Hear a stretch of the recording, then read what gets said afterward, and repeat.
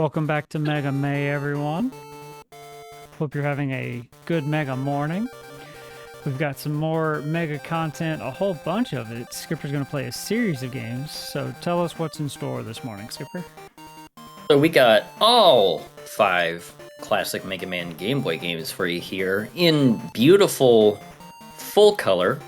We are fortunate enough to have 2 different developers, one for 1 and 2, and then another for 3, 4, and 5, having made colorized versions of all of them, and we're gonna play those versions for you here, all in a row. So I hope you are ready for some Game Boy goodness, as Hawk said. So we're gonna start here with the countdown in 5, 4, 3, 2, 1, go. Try to go. It's Cutman. Yeah, weirdly enough, this is like the hardest level in the game to start with of these 4. Normally, I would recommend starting with Rockman, weirdly enough. Really? Yeah. I remember hearing some words about like starting with Fireman actually. Yeah, Fireman's also a pretty good starting point. It's just so many of these blade things, and they are damage sponges. Yeah, they Right. take 10 hits a pop. Oh wait, now that I think about it, I have Jumped a little oh, early. oh, there you Whoops. go. Try I again. have a Mega Man 1 manual from it's the hand-drawn game guide that I got from Oh, yeah. Philip Summers. Yeah, I bought that physical version. So I got like a whole manual of like the Game Boy game here if you need any help. I mean, I think it'll be fine, but Yeah, Wily's Revenge and 2 I can beat in about 30 minutes each. oh really? Yeah, they're pretty short. Like, this one only has 6 levels. Oh right, yeah. It's so weird seeing it all in color. I'm so used to just the grayscale. Mm-hmm. It's a wonderful touch. Oh no, definitely, yeah. Oh, extra life. Thanks, game. Oh nice. Hey, you got your life back.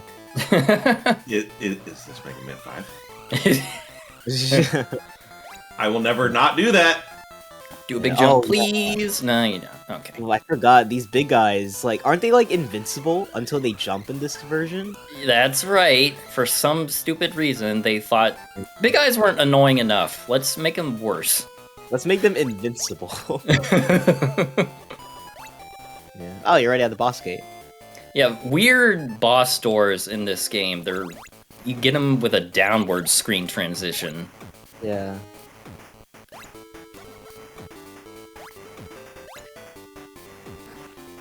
Cutman is actually really hard because, yeah, he's basically on your butt the entire time, and he's kind of impossible to jump over because, I think it's, like, really the smaller screen, because, like, how he's... You have to, like, the only way to get him is, like, when he jumps over you. Yeah.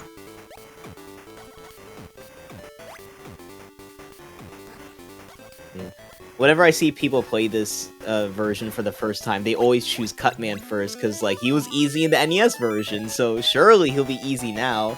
And then they spend, like, 30 minutes on his stage alone.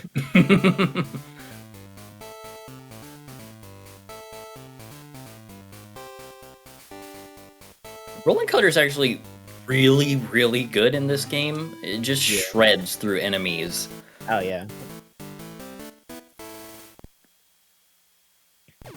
Yeah, a lot of weapons in this version have a nice piercing effect. Right. The Yoku, I forgot the Yoku blocks are like half a tile in this. Yeah, version. half tiles, like, you almost kind of have to have them in this type of game because the resolution is so low. Yeah, I guess that does make sense. Or you just not have them at all. True. I mean, I don't like Yoku blocks, so I honestly wouldn't mind that. Have you played a little game called Mega Man Unlimited? Oh yes. Yeah. Okay. I Just did making beat that sure. level. I did beat that level. It took a long time, but I did beat it. Honestly, I feel like the worst part about that was just it wasn't even the Yoku blocks that was like the worst. It was just it was like enemies in Yokuman stage that like flashed the background into like the very trippy like background thing that like covers the entire screen. Yeah, they Phil just really I cannot sing the praises enough of a dev that understood the assignment and then dialed it up. Yeah. Good morning, Blaze. Morning. Yeah. I feel like, I swear I remember there was like another color hack of World 1. Because I remember seeing footage of like a color hack of World 1, but a Luckman stage was purple instead for some reason. Oh, that might have been an earlier version of this. There was an update that changed some of the palettes, so maybe I that's see, what you yeah. saw. Because I remember like it just being so weird that like this was like purple instead of yellow. And I remember like the first Wily stage was like green, I think. And It there was was just, like, also there was a really also color palette. there was also like a special emulator that people used to like kind of force color into the game in a certain way. But that was a long time ago, and it was really glitchy and didn't work right. Yeah, there's also the Super Game Boy. I mean, technically you can choose whatever color you want in that one, but Yeah. yeah. Yeah, Rolling Cutter is really good, damn. Just shred that big eye. Yeah, right? You throw it just right and you can get him in one hit. Yeah. And a Leckman, 1, 2, 3, he's done. Oh, damn. I wasn't expecting to be that quick. The double hit with the boomerang effect really does good work. Yeah, I was gonna give you like a tip, like, hey, Alekman jumps when you shoot in this version, but nah, you already killed him. I'm just reading over the manual as we go through this.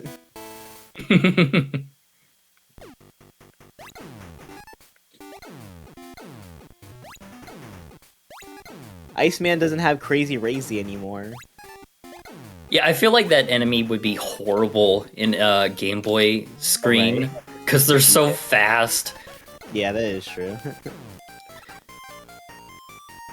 Yeah, one thing interesting I noticed about Rolling Cutter, Mega Man actually throws it in this version instead of it just coming out of the Buster. Actually, it comes out both ways. If you pay attention, it's like they don't get it consistently. Oh wait, yeah. Oh wait, Yeah, it's so- when he's jumping. It's Yeah, for the way it Buster. works is, jumping you shoot, standing you throw, and running you shoot for some Oh. reason. And that's the case for all the weapons. They all work that exact same way for some Oh, for- reason. Wait, for all of them? Yes. Oh. Huh.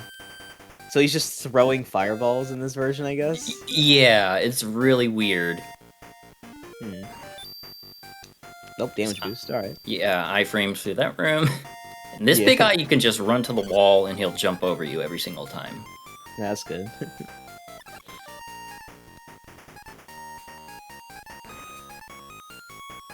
No free weapon ammo? Ugh. Yeah. Cutter did not kill the Joe as quickly as I would have liked.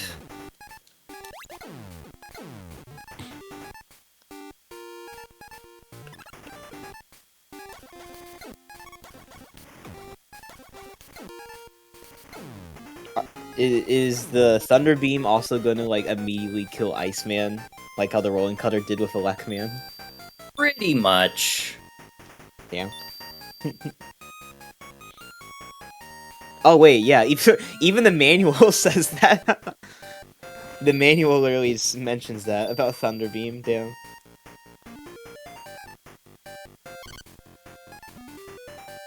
Oh, it mentions that for all the bosses, damn.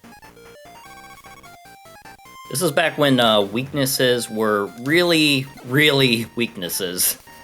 Right. Why does Iceman have the squirms? I never understood that. It's a weird enemy to have for ice level. Maybe it's minty fresh toothpaste. for the ice level. True. Right, I didn't think about that. Damn, there he goes already. Yeah.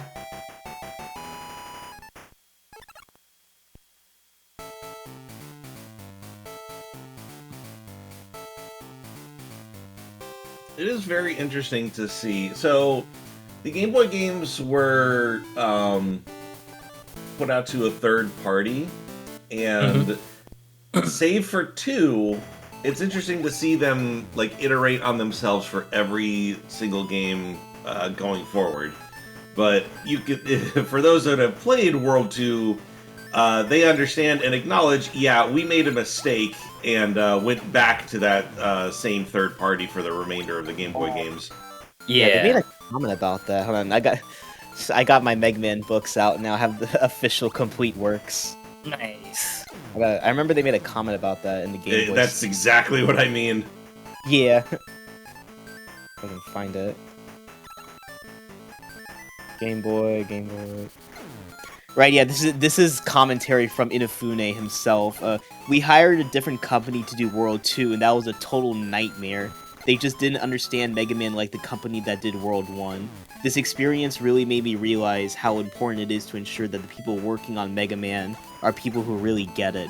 This aspect is reflected in the game itself, so I'm sure the players know what I'm talking about better than anyone else. Even Inafune knew. Yeah, what what happened? messed up?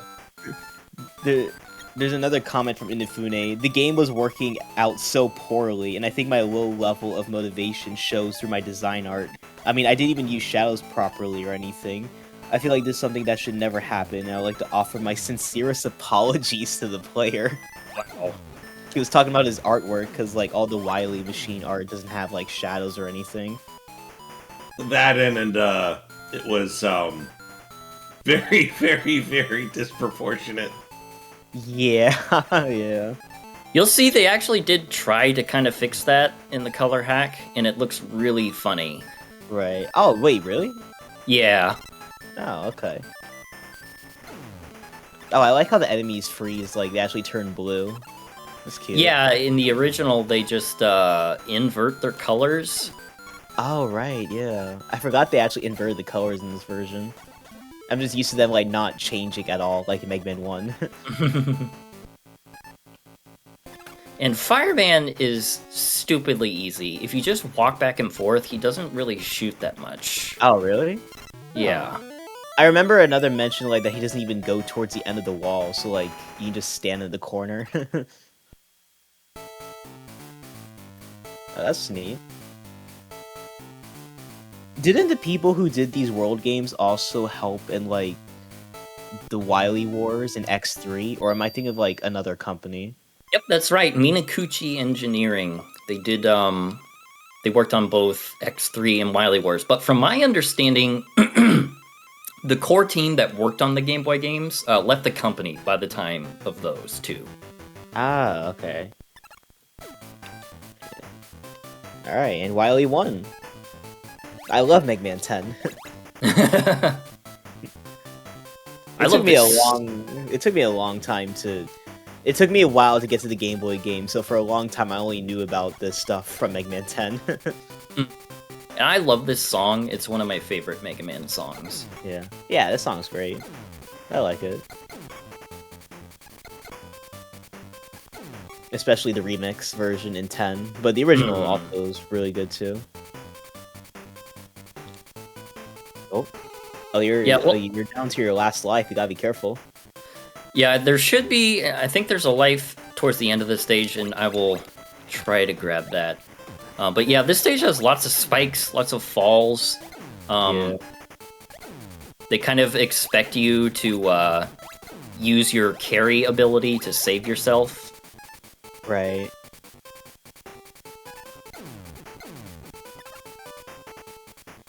Surprisingly useful little utility. I like that you can just press a button and floor will appear beneath you at any moment.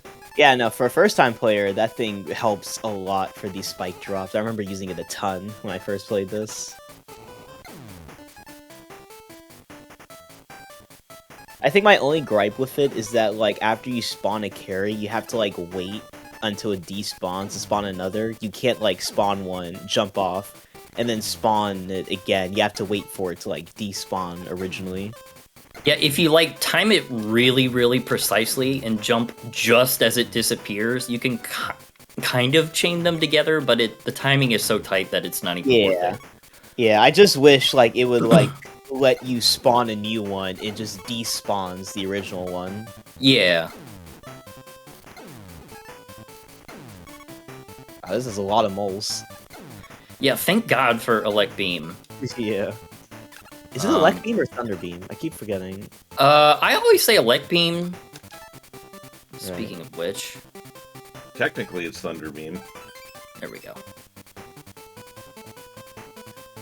Alright.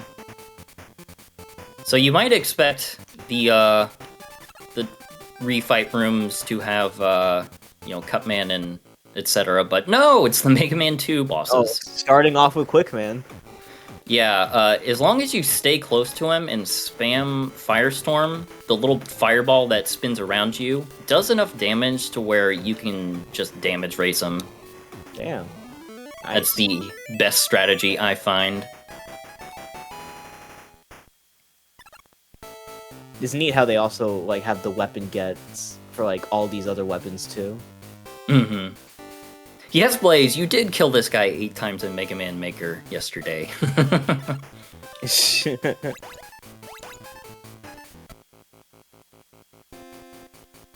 The only instance of underwater physics in the entire game, and it's for Bubble Man. Yeah. There he goes.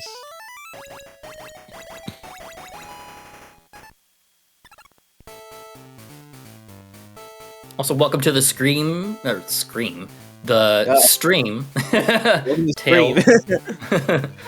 54321.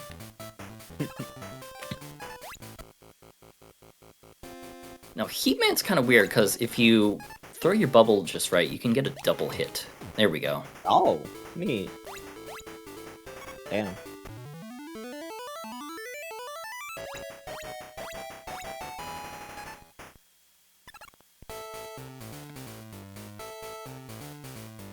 I'm going through this a lot quicker than I thought. Yeah, so I do have an original Dr. Wily's Revenge cart for my Game Boy, and I kind of just, whenever I travel or go anywhere, I just take it with me and play it to kill time. So I get a lot of yeah.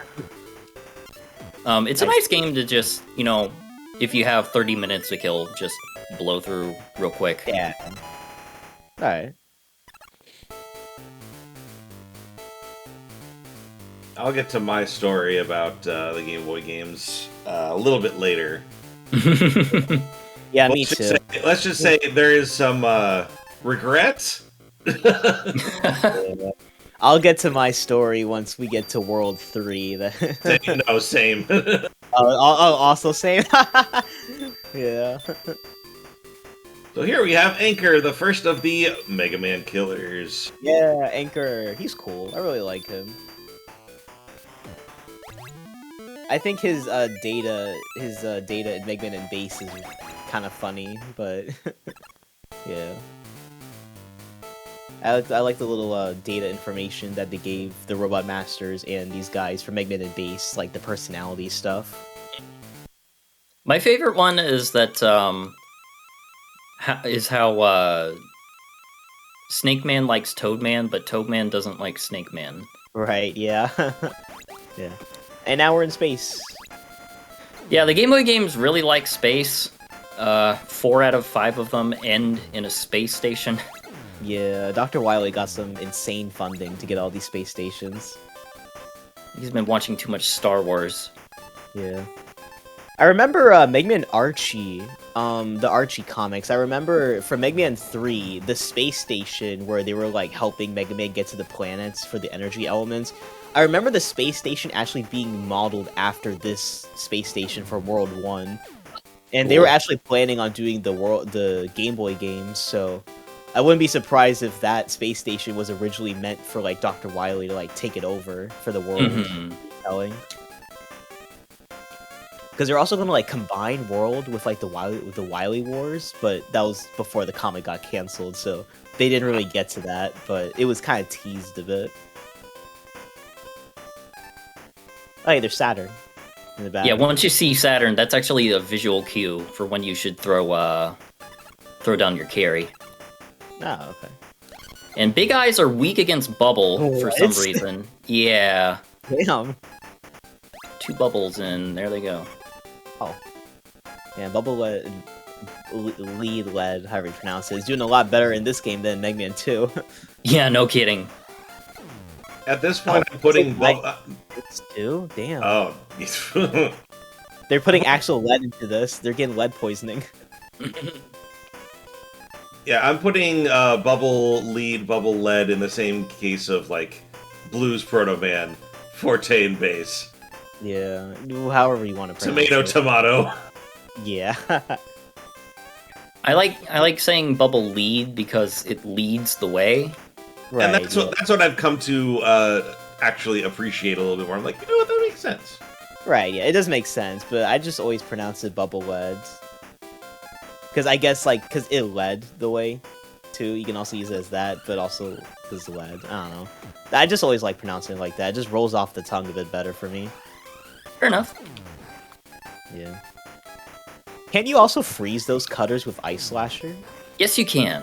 But the thing is, you got to be kind of careful when you freeze them because they still have a hitbox. Oh yeah, so you, like, freeze it and they're still in the way. Mm-hmm. Okay, I see. You get the clams. If I got a lead bubble in my big eye, I'd be weak too. You get blindness.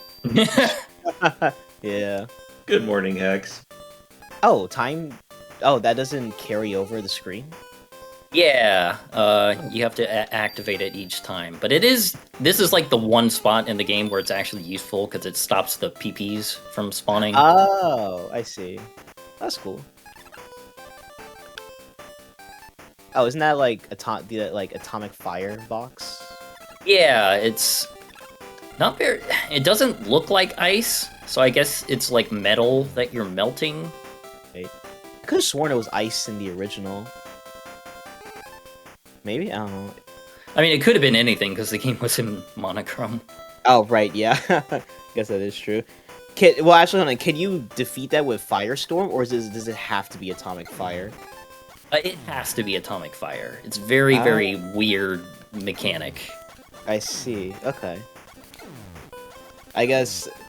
Well, I mean, Atomic Fire has been stated to be, like, as hot as the sun, so I guess they kind of need that. Oh, well, okay then. Yeah, I remember there was, like, a mention about that for Atomic Fire, or at least, like, the fire from Heat Man. Hmm. It's gotta hurt when you point the sun at it, yeah.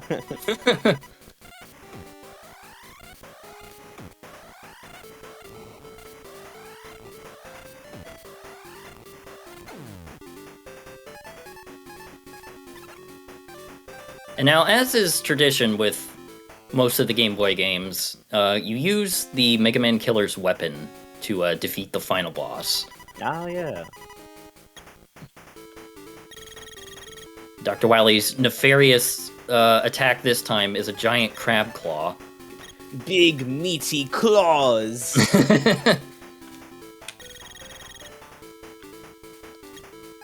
One thing I always found weird is that in this version, the Mirror Buster, it can like reflect diagonally too, but they never brought that back in Mega Man 10. In Mega Man 10, it just goes like just horizontally, never diagonally.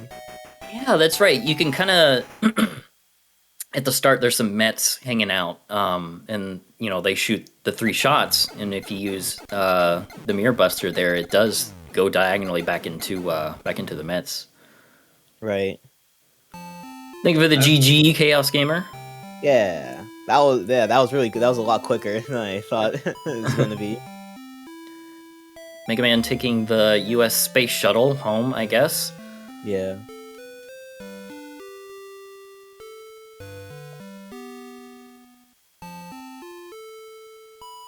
I expected better. I mean, this was the first Mega Man Game Boy game. I mean, plus it was from like an entirely different company, like not Capcom working on this, like the third-party company. Honestly, for their first attempt, it's not that bad. It's all right. Oh yeah, she's just busting my chops because she knows. Right. Sorry. Because I've been playing Mega Man games for this group of folks for like the past 15 years. Really? Oh, yeah. I didn't realize that. My bad. Yeah, we've all known each other for a very long time. Oh, I see. Oh, right. Yeah, you guys do Mega Monday, right? Yeah, Mega Monday, and also back in the day, we used to do a thing called the Mega Manathon, which we did for 7 years, starting in 2013. Wow. I wasn't even a Mega Man fan yet at that time. But yeah, the Mega Manathon actually used to be sponsored by Capcom. Oh, really? Yeah. And then that turned into MagFast. I don't know if you've ever been to MagFest. Okay, yeah. I've heard of it. I haven't really been to an event like that before, but I have heard of them. Mm-hmm. But yeah, it's kind of it's the same like DNA of Mega Manathon, but now instead of all Mega Man, it's just, general speedrun stuff. I see. Okay, that's cool. Yeah. I got into Mega Man, like, I learned about it because of him getting added to Smash Bros. For Wii U, and there was, like, a demo of Mega Man 2 in that, like, thing. And then later on, when Mega Man 11 was coming out, that's when I decided to, like, actually properly get into the franchise. Yeah, like, now is, like, a really good time to be a Mega Man fan, because you have all the collections and stuff. I love that Iceman portrait. He's so happy. He's so happy. Yeah. But yeah, you have, like, a plethora of different ways to play all the Mega Man games these days. I find it funny, because, like, Mega Man 11, that trailer is what made me get into the franchise, because I then played some of the NES games on emulators.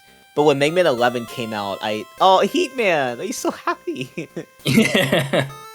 Yeah, but when Mega Man 11 came out, I didn't even play it, because my younger self was like, oh, I can get the Legacy collections, that's like 10 games. I'll get 10 games instead of 1.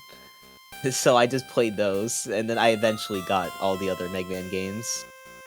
Nice. Yeah.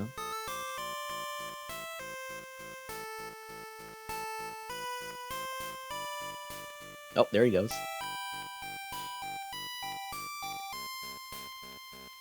Actually, pretty good walking animation for a Game Boy game. Nice. Just wait till we get to the later stuff, though. To where I was genuinely impressed that they got away with some stuff. Right. We're home! Oh.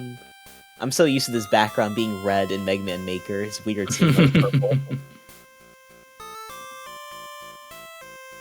Yay. There we go. There's nice. Mega Man Game Boy 1. I like those credits. I like that credits theme. It's nice. It is really nice. It's a nice reprieve after, a game that's pretty difficult. Right, yeah. Oh boy, World 2. Yeah, so you press select, and you get the that. But we're doing remix. Go back, yeah. Okay. Here we go, World 2, thankfully with the remix music. Hey, there's Mark Max in the chat right now. He is the the main developer of Game Boy DX 3, 4, and 5. Ah, nice. Good to have you here, buddy. Hello. Well, that's perfect, because 30 minutes is about all I need to beat this game. Yeah. Yeah. It's all about the time that we want to have in this game. They fixed the slide sprite, which I appreciate. Oh, yeah, they did. Yeah, Mega Man's head doesn't dislocate anymore. Yeah, that's cool. Damage knockback is weird in this game. It just doesn't happen if you're sliding. So, sliding through enemies is like a genuinely valid speedrun tactic. Interesting. Oh, they changed this background. It's no longer just white. Yeah. At least there's some lines, and it's red.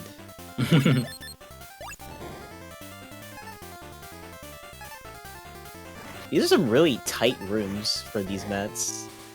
Yeah, that thing about Inafune saying that this company didn't understand Mega Man.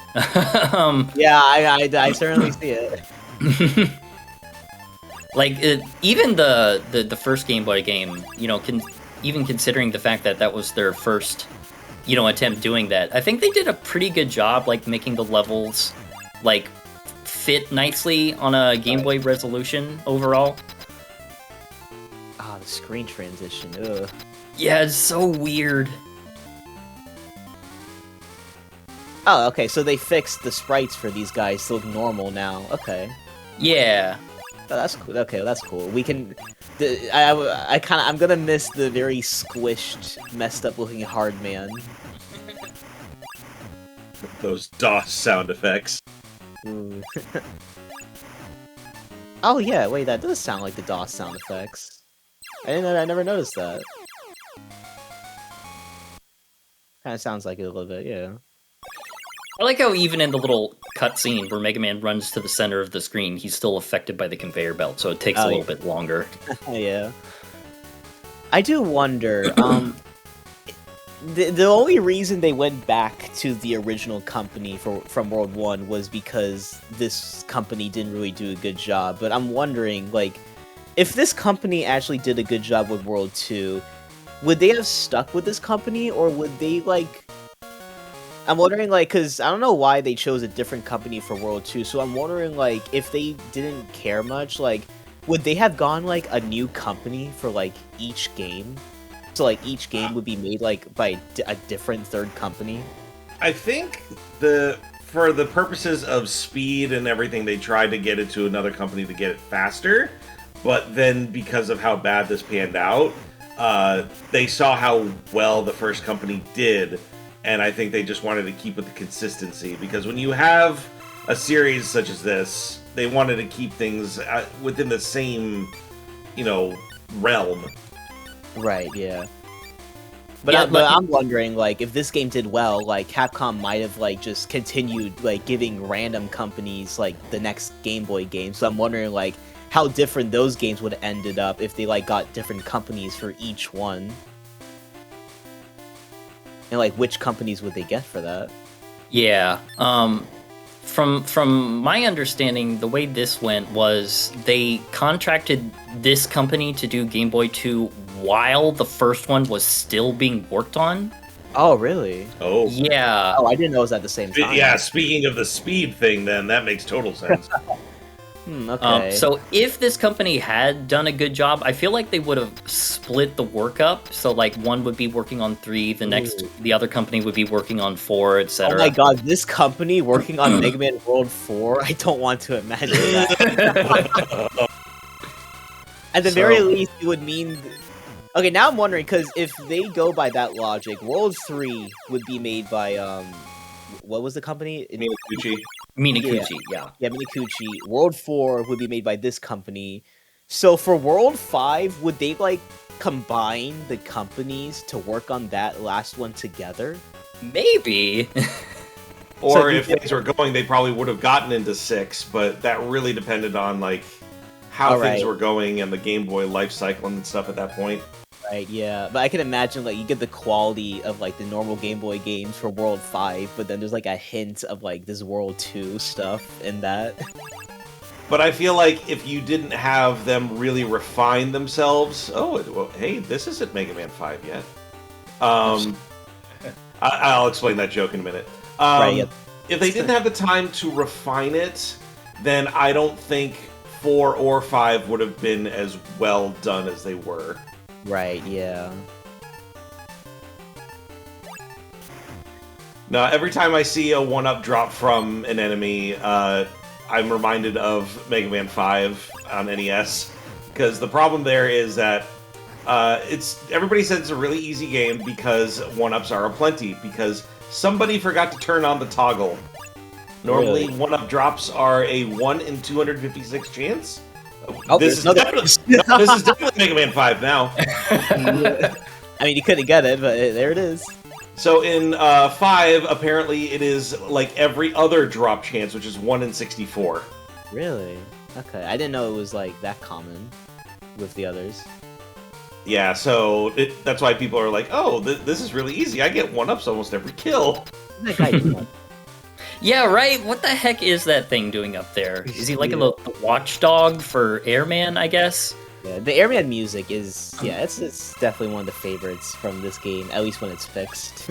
Yeah, there's plenty of remixes of this game's soundtrack, and like the melodies are good. It's just the original game's instrumentation is so Right, yeah, it's just ear-piercing. instrumentation. Like, I actually really like the soundtrack a lot when it's like properly adjusted. Yeah.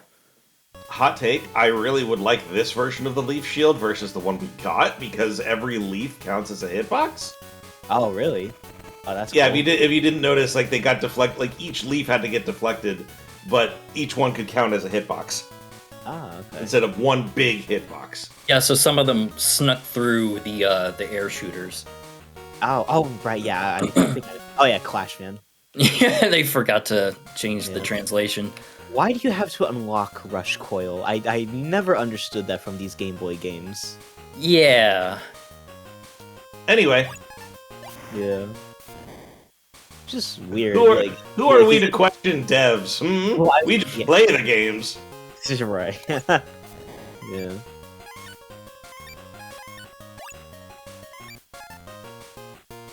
Oh, he's so shrunk. Yeah, I like how your foot just overlaps his face. Oh, like, He can't see. How... yeah, right? Also, Rock, weird, careful. yeah, weird little thing here. So you climb up on this screen, and there's nothing here, right? If you go right and then walk back left, Telly What the- starts spawning for What? some reason. Yeah. Very strange. Did they forget to remove that telly? I guess so? Huh. Ooh, an E-Tank. Yeah, this game is so easy that you really don't need E-tanks. Wow, yeah, I guess.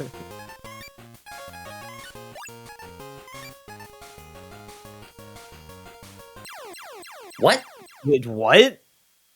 That's not even a pit. It's a spike trap. Wait, if Rush touches that, do you die, or was it because... I'm not sure what happened. Okay, That literally is coded as a spike trap, not a pit. yeah, because he didn't even fall. Oh, what the... Good video game. Very good. Yes. That's never happened before. There you go, Lobo. I like how tiny the platforms are, too. Also, this is the only room in the entire game that this enemy shows up. And you go through it so fast that you don't even see it. So, like, why is it even there? Oh my god. He's there if you get the E... Well, actually, no, if you get the E-Tank, you just fall back down, so I don't even know.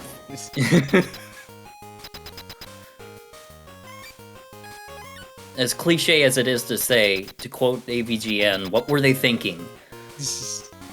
Hey, man.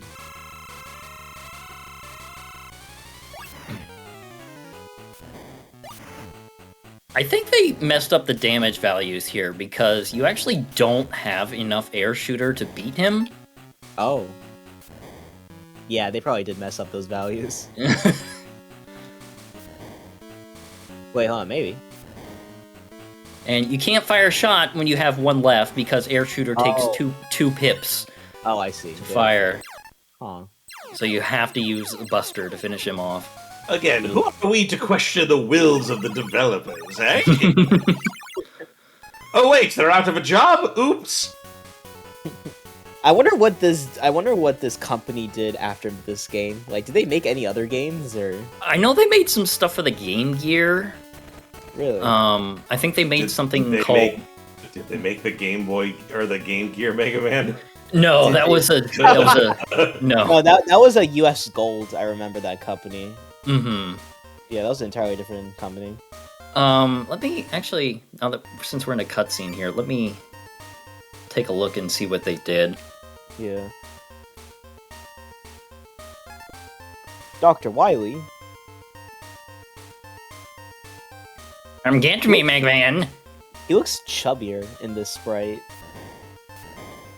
He looks a little bit bigger. I don't know why. It looks a little bit off. Yeah, they made on the Game Boy Color. They made Burger Pocket, which is I guess some kind of food making simulator. Burger Paradise International. I guess they got into. I guess they really like burgers. Yeah. Oh, they made the Game Gear version of Rystar. That's interesting. Oh, Okay. neat. Is that company still alive? I don't. No, I don't think they are. Yeah. Well, what a way to go out, I guess. 2 burger games in Rystar.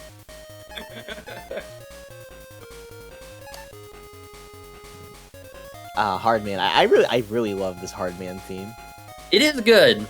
Yeah. Even in the original version with the, it's one of the less high-pitched songs in the game. Right, yeah. Oh, the monkey! So, you would think that a weapon that shoots up would kill an enemy that goes up, but no, it just bounces off. Why? Once again, Metal Blade kills everything. Oh, it's so weird seeing it come out of the buster, not the hand. Yeah. Also, no, metal sound? Yeah. Oh, wait, yeah, the sound effect. That's Incorrect. Wrong. Wrong. Oh, wait, what the? Oh, you don't fall off the ladders? Yeah, as long as you keep holding up, he just keeps on going, even in the damage state. Oh. Okay, I actually kind of like that. Falling off ladders is a bit annoying when you get hit. I mean, it makes sense, but... Yeah.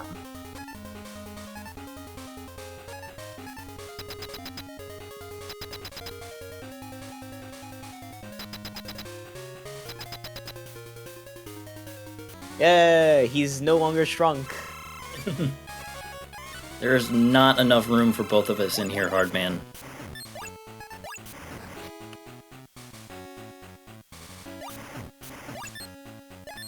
Unfortunately, the trick from the NES version where you stand in a corner and despawn his shots does not work.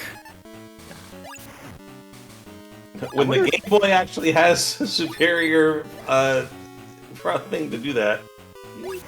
Yeah. Yeah. I wonder if the glitch is still present when you, I think it was, when you kill him or something. Oh, I when remember... if you kill him when the screen is shaking, it messes with the alignment of the tiles in the next stage that you go to, or something like that. Oh, I didn't know about that. No, I was thinking of an entirely different one. Oh, wait, no, I think. Oh, hold on. Are there rematches in this game? I forgot. No. This is the only teleporters. Oh. Can you revisit a stage? No. I don't think so. No, because I remember now. I think the glitch involved using Hard Knuckle on Hardman, and that was only possible in the rematches. Because I think I remember if you kill him with Hard Knuckle in the air or something, it soft locks you. Oh yeah. You just get stuck. Because it's the screen shaking or something. I can't remember exactly. Because when you shoot the hard knuckle, it makes your hand disappear until the knuckle goes off screen. But if you kill a boss when that happens, the timer that keeps Mega Man frozen when you shoot doesn't get reset, and so you just kind of stand there. Oh, it's with any boss, not just Hardman? Yeah, it's also really noticeable with Also, yeah, you can just jump to grab that life. You don't even need rush coil. Yeah, it happens with any boss. It's most easily seen with Top Man. Okay, I guess that makes sense. Because I always go for Top Man first in Mega Man 3, so I never experienced that. Yeah, until recently with the rematches. So you would think that you would get some kind of reward if you kill the cat and go down that ladder over there, but they lead to the exact same space. Oh. There's literally no point in killing the mini boss whatsoever. Game design is my passion. Once again, who are we to discuss the musings of a game developer? Of course, of course.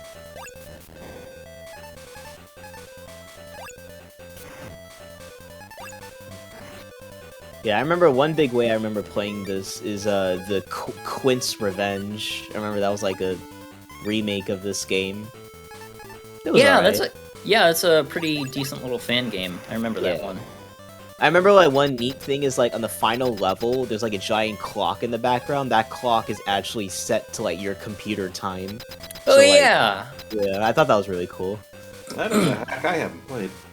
Yeah, it's a fan game, not a hack. Ah. Yeah, you play as Quint, who has like an entirely different moveset too. Yeah, he dashes instead of like sliding. Yeah, you got him. Yeah, we don't get proper refight sequence until 4. Yep. Right. Oh yeah, World 3 didn't have that too, I forgot. Mm-hmm. I think that's better for World 3's sake. Yeah, no kidding. We'll get there. This top spin... I'm wondering, I don't remember ever using top spin, so I don't know how it functions in this version. It functions the same way, but it doesn't have the hitbox right. glitch that the NES does. Right, yeah, the hitbox glitch, that's what I mainly meant. What happened to the background? Oh, it's a little bright, isn't it? Yeah. I see a tiny bit of blue clouds, but the background is so white that I can just barely make it out. Oh, so now that's a pit, not a spike. Okay. Yeah. Now that's a pit and not a spike hitbox. I Alright. don't know. Yeah.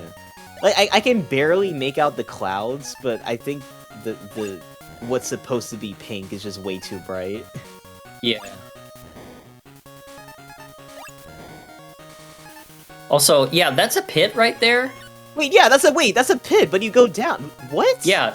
Look, I'm in the pit. Ha ha ha. Like. That's the one time they probably should have used spikes, but no. Oh wait, yeah, your buster reflects off the missiles in this version. Yeah, you can't shoot them. Oh, huh, yeah, you can shoot them in the NES version. That's odd. Very weird. Yeah. Why does Rock look like he's pointing at someone to mock and to get a quip screen? Wow, he just likes to point. Oh, those guys look so weird. Oh, I forgot about that. Yeah, those iBots do not look correct. Their eyes are so small.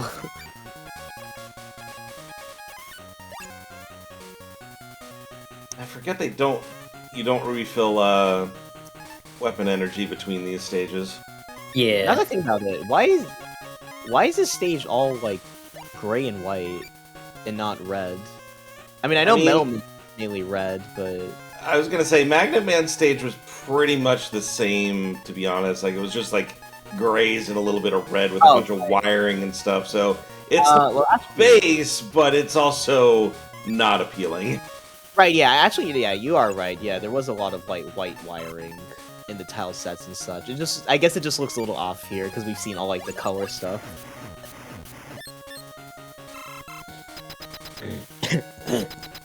Yeah, I mean, it looks fine, just a bit. Yeah.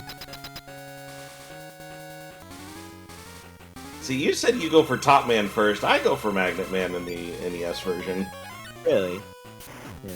I don't like going for Magnet Man first, mainly because of the Yoku blocks.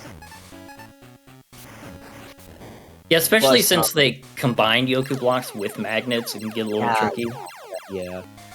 There was a funny thing I learned, though, my last time I did Mega Man 3. One of my friends helped me out. The Rush Jet glitch to get it early. Oh, yeah. Figuring that out is hilarious. Yeah, no, that was so funny, and honestly, like, that was just worth it. So I just went after Magnet Man as soon as I got that. Yeah.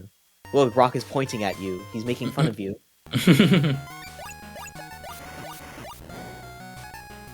This is another good song. I like this one. Yeah, that's cool. Oh, right, your weapon ammo doesn't reset because you're, like, this is meant to be, like, one full challenge. Mm-hmm. Interesting. When are we getting Pitman? Once these developers figure out how to code pits properly.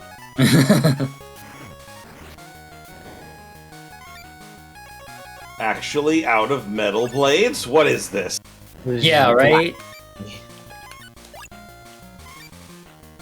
Oh wait, is Oh my god, is Needleman weak to topspin? Yes, he is. And he does a lot of contact damage. Well, that's gonna be interesting. Oh, the cannons are so much smaller in this version too.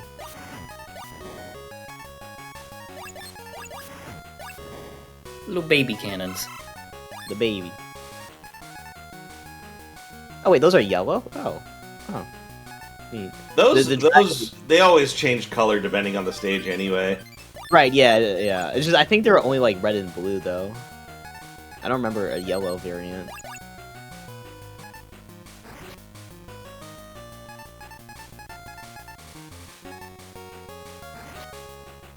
Eh, what's a little damage? Just a little damage here. Is this better than like the NES version though? Because I know the NES stage was like super short. Yeah, they're both really, really short. Yeah, you gotta get your Metal Blade ammo back. Yeah, there we go. Yeah, now we got Metal Blade back.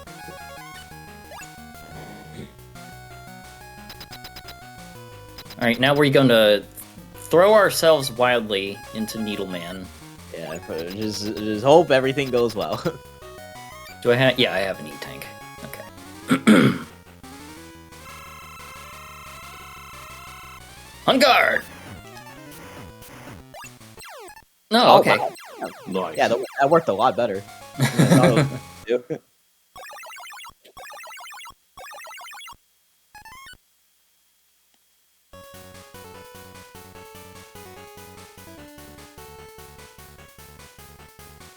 Look at this horrible game, Rush. Look at this weapon, Rush. Look, I got you.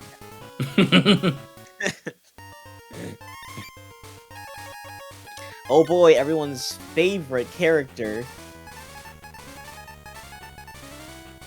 Quince. He's just the best.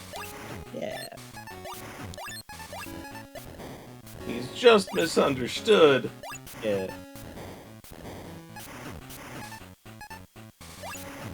Such an odd decision to bring him back for that Wonder Swan Mega Man and Bass game.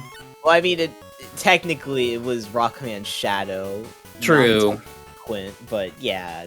Honestly, the fact that like they made like a connection to this game was honestly just insane. Like out of all the games to like base your game off of, this Certainly a choice. one. Oh, there he goes. Off to space for the second time. Gotta go back. He got a new space station with that funding. Why was he underground? Good question. Maybe he's drilling for geothermal energy? Maybe. I mean, in World 3, I guess it kind of made sense because like they had like that whole. Oh wait a minute! I have the official works. Hold on, that should have the story thing. Oh, yeah. I know he stole the time skimmer, and that's what's going on right now because like time travel stuff. Yeah. Yeah. Let me look it up. I don't think it mentions why he's underground. I think it's just a basic story thing. Okay, I know. Okay, World 1 was just a simple Dr. Wily like just stole Robot Masters again. World 2, yeah, Dr. Skips, Wily. what are you doing? Huh? A little skipping. Skips. What the hell? What? Yeah, there's a glitch you can do with the hard knuckle that lets you kind of mess with the screen layout. I was just reading and then I looked up and I see you walking on air. I'm like, huh? Skips, you're doing sorcery again. He's walking in air. Yeah, so it's basically you just use hard knuckle on the same frame that you go up or down a screen, Oh, and really? that happens. Yeah, Interesting. it's used in the speedrun quite a bit. Ah, okay. Wait, how's that helping the speedrun? So it messes with the collision and kind of allows you to walk through screens that you normally wouldn't be able to walk through, and so you can kind of get through screens quicker. Oh, I see. Oh, that was the ladder hitbox. Oh, I thought you were walking on the air again. Nice. Yeah, that's just bad hitboxes. Right, yeah, but the story for World 2. Dr. Wily stole the time machine from the Time-Space Research Laboratory. He went to the future, kidnapped Mega Man in the future, and that's how we got Quint. Yeah, it doesn't mention anything about, like, the whole underground thing, so... Yeah. Apparently Dr. Light was also working on the time research thing, and that's how he found out about Dr. Wily stealing it. It's interesting.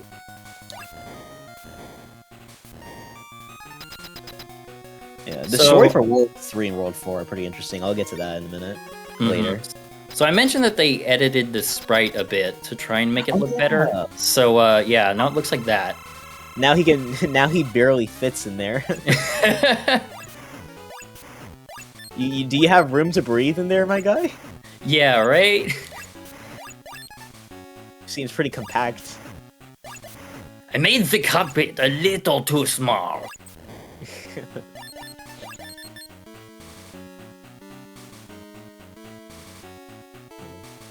This final boss is interesting. Mainly the final phase. Like, I don't know why he decides to turn into a dinosaur.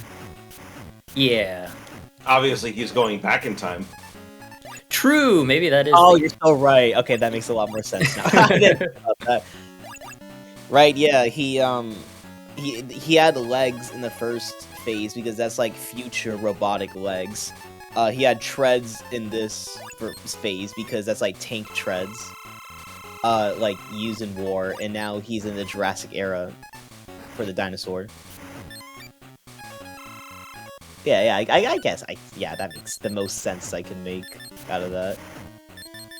I can't believe he's weak to pogo sticks. Yeah, let's go. Oh, damn, there it goes. The one time you'll ever see Sakugane. Yeah, what's going on with the sprite? It's like... I'm not sure. It's a bit Nothing is messed perfect. Mega Man, what are you doing? What weapon did you get from him? What? Oh, no, he got a very special weapon. Wait, oh, wait. You got murder. There you go. Yeah, that's Dr. Wily's weapon.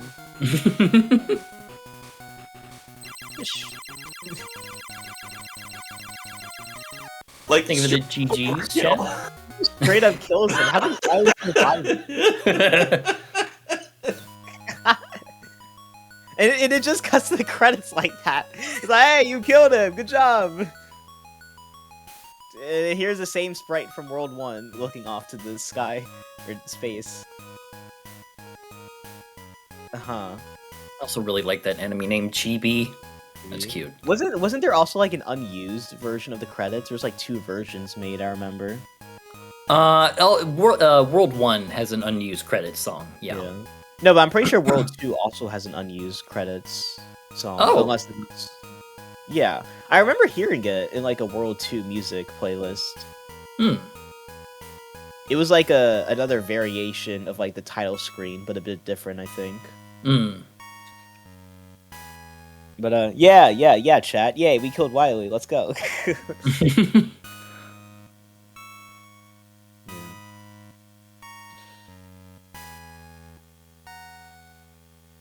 I hope the boss portraits are just as happy in this version. I don't even know if we get that luxury. Oh wait, yeah, I think it's just the normal sprites of them this time. Oh, Jerry Springer is in this game. Oh, he's not even gonna show the eyeball? He's ashamed of this game, so he's closing his eyes. Honestly, you know what, that's fair. He's a bit shy.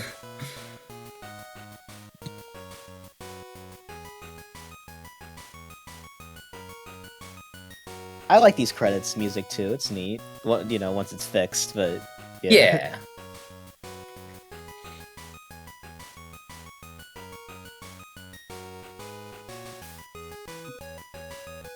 I'm not sure if I, like...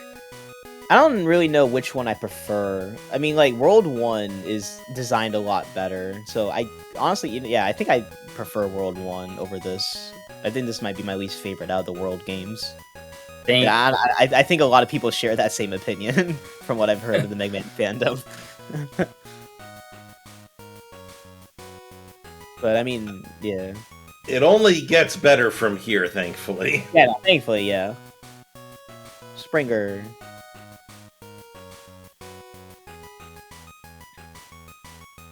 Wait, what? Where'd Mega Man's face go? What? His face, the skin on his face disappeared for the gear enemy. Oh, I bet it was hitting the sprite limit. Oh, maybe. Or maybe the gear guy took his skin. Yeah, Wait, what? That's his name, Cook? Yeah, it's just Cook. I do not remember them being called Cook, huh? Oh, okay. Hootie Goblin, I love that name. Hootie Goblin. The Squirm. The Blue Bacon Launcher. I'm still just conflicted with so many of these names, even if they're mostly Japanese. I'm just like, yeah, I don't understand your naming conventions for some of them. I know some of their names are different in the English localizations. And even then, they don't make sense. No boss portraits? Oh, it's just the sprites. Ah, well, that's fine. You get what you pay for. Yeah. I always thought Woodman looks like he was wearing oven mitts.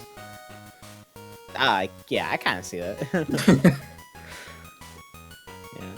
I find it interesting how these credits, they don't have Dr. Wily. Like, yeah. Because they have the Robot Masters, but not Dr. He's Wily. dead. Okay, well, I mean, he is dead, but at least he wasn't in World 1 either. I mean, I guess this one is dead. I mean, straight up murder, even before 7, when he got called out on it. Every game after this is just like a cyborg of Wily created, just in case Dr. Wily dies. See, like, there's actually like a solid theory for that, because if you recall, at the end of NES Mega Man 3, he gets crushed by the block, right? Oh yeah. And then in Mega Man 4, you notice that after you defeat Dr. Cossack and Dr. Wily comes down, he comes down in a teleport beam, like robots usually do. Wait, So my theory is that he actually died in Mega Man 3, and then everything after that is an android clone. I see. So I guess he could survive this if he was a android, unless he has like Do you think like he has multiple androids just stocked up somewhere, like in case he needs to like get back? I mean, Dr. Wily is all about contingency plans, so I would not doubt, or I would not be surprised at all. Honestly, that's what Sonic Archie did for Eggman in the early days. So honestly, that's not too surprising for me. All right, moving on to Mega Man 3DX. Here we go. Oh boy. Dustman awaits. Oh. Yep. Oh boy. Alrighty, Joel, do you want to go first, or? Oh no, I'm waiting for Dustman, unless that's when you're also waiting. No, that's fine. I'll hold off for a bit. So, my whole Mega Man history starts here.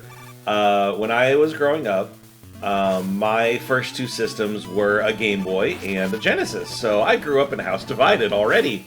But the first games that I had for my Game Boy were Tetris and this. And those that know this know how notoriously hard this game gets in the second half. Right. So, little old me is getting through the worst of it, not realizing that, there are the other Mega Man games in the franchise until much later. And I'm just like, my god, this is so hard, but I'm gonna do it. So this is where my foundation lies. I see.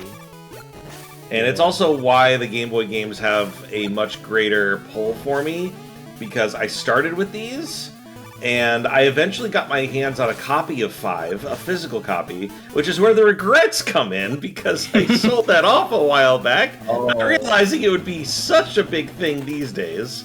Yeah. So, yeah. My Game Boy was my salvation growing up because of personal things, and it was nice to have my games whenever I needed them. So Yeah. it was my comfort, it was my pain, and it was there. Yeah. Yeah, the first game, when it came to video games for me, my brother, he had like a bunch of different video game consoles. He had a Wii, that's the first console thing I ever played. My first game was actually Kirby's Return to Dreamland, so you can imagine how emotional I got when the Deluxe DX version, or sorry, not Deluxe, yeah, Deluxe, yeah. You can imagine how emotional I was when I saw that on Nintendo Direct. Yeah. And then my second game was New Super Mario Bros. Wii. That was a really fun time. And then God, I just showed my age then, didn't I? Yeah, I'm a bit younger. I was born in 2006. Yeah. And then the third, but the third game I played, it was my brother had a Dreamcast and a Genesis, I think, because the third game I ever played was Sonic and Knuckles. So, yeah, I have like so many memories of that Dreamcast because he also had like Sonic Adventure 2, and he also had this like BMX bike game and Looney Tunes Racing, which made my grandma throw up because of how intense it was for her. So that was an interesting memory. Yeah, BlazeBops in the chat is a huge proponent of Dreamcast, so she will be that's cool. right with you there. Yeah. Yeah. And then he had a lot of game stuff. He had a GameCube where we played like Mario Party 7. That's like a Mario Party game I grew up with a lot. And I've been meaning to like find a way to play it again. But yeah, Mega Man wasn't until like much later with like Smash Bros. For Wii U, as I mentioned earlier, and like eventually Mega Man 11 and getting into the franchise around that time. Yeah, I think it's I think it's cool how Mega Man truly is, enjoyed by people of all ages, even like newer gamers like yourself. Yeah. Yeah. Oh, right, the arena is still this weird thing. I never understood Sparkman's arena. It's weird tile placement. Oof, okay. I mean, it does work with his jumps, though, but it just... Mm-hmm. Yeah, one hit would have killed me there, so I'm really happy I was able to take him out. Now, the screen loading being faster in the DX versions is so good. Like, this is where you'll start seeing the improvements really shine. Yeah, the lack of lag is so nice. Oh yeah, isn't it the developer for this one in the chat too? Yeah, he just DM'd me. He said he'll be here in about 5 minutes. Oh, okay. I love this background for Snake Man. Yeah. Oh yeah, this is the one that this is the level I started off with when I did World 3. Mm-hmm. Yeah. I'm also going to... Here's my hot take. I think the Game Boy versions of the soundtrack are a little bit superior. Really? They are in stereo. Oh, yes. 'Cause, like, there's just something about it. There's a little bit extra that's really, really good. Yeah. Yeah, I can hear it, yeah. Oh yeah, this Snake Mini Boss is actually a lot better in this version. You don't have a place to, like, just cheese it. I mean, you don't punch snakes in the face with hard knuckles? Right, it's... yeah. Before Top Man, sometimes I actually went after Snake Man first, but I always have trouble with his boss, so I started going after Top Man instead. For normal NES 3. Mm-hmm.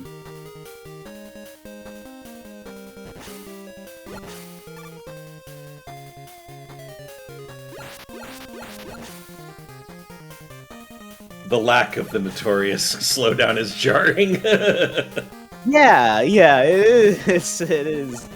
Like, now that we're getting to the later games where slowdown was more apparent, it is very surreal. Yo, Skips, we're going to Vegas, okay? Oh, right, the story for this one, right. Yeah, for this game, it's, Dr. Light has some terrible news. It says that something strange was happening to a supercomputer that was responsible for managing the details of everyday life. I don't know What? Yeah, that's what it is. And then the whole deal with the supercomputer is like with outrageous weather patterns and a sudden halt in the transportation system. Somehow this supercomputer can handle the weather of the world? What? Yeah, and then after that, robots showed up, and that's when Mega Man sets out to this... Mega Man headed out to the urban wasteland. I mean... Really are grasping at straws here. I mean, to be How do you fair... explain Gemini Man here? Yeah, the box art is actually in a city, so... But... Yeah, that's weird. This game does not bring up anything about, like, a supercomputer or anything with, like, the weather or transportation stuff. So, like... Yeah, that's a bit odd. Yeah, in the U.S. manual, they just say that he's drilling for oil. They changed that whole story. Yeah, he's just drilling for oil. That's why his castle is above the ocean.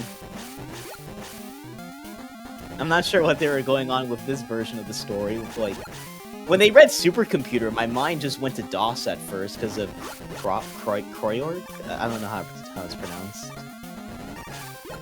But like that giant super machine. Welcome to the stream, Mark Max. That is, once again, if you weren't here to hear it, that is the developer of Mega Man's 3, 4, and 5 Game Boy. Yeah. Thank you so much for your hard work, sir. Yeah, it's done an amazing job. It's so surreal seeing this in color and running smoothly.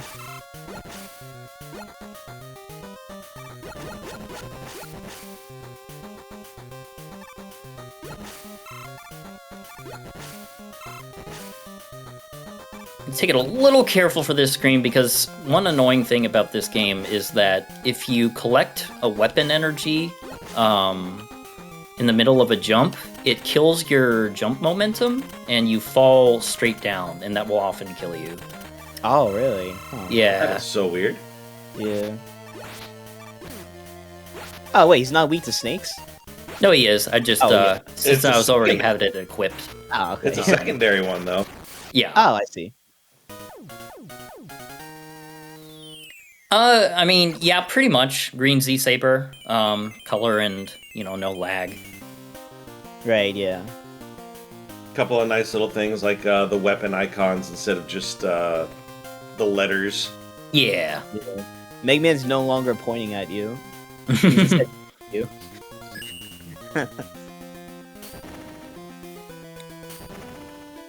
Oh, Dr. Wily adopting wait. Soul. Oh, that's the supercomputer. The thing on the top. That's why there's a storm. Oh, I thought that was a solar panel. Well, I mean, it does look like a solar panel, but if I have to go based off this story, I'm assuming this is where the supercomputer is. And that's why there's a storm. I suppose. If we have to go off this.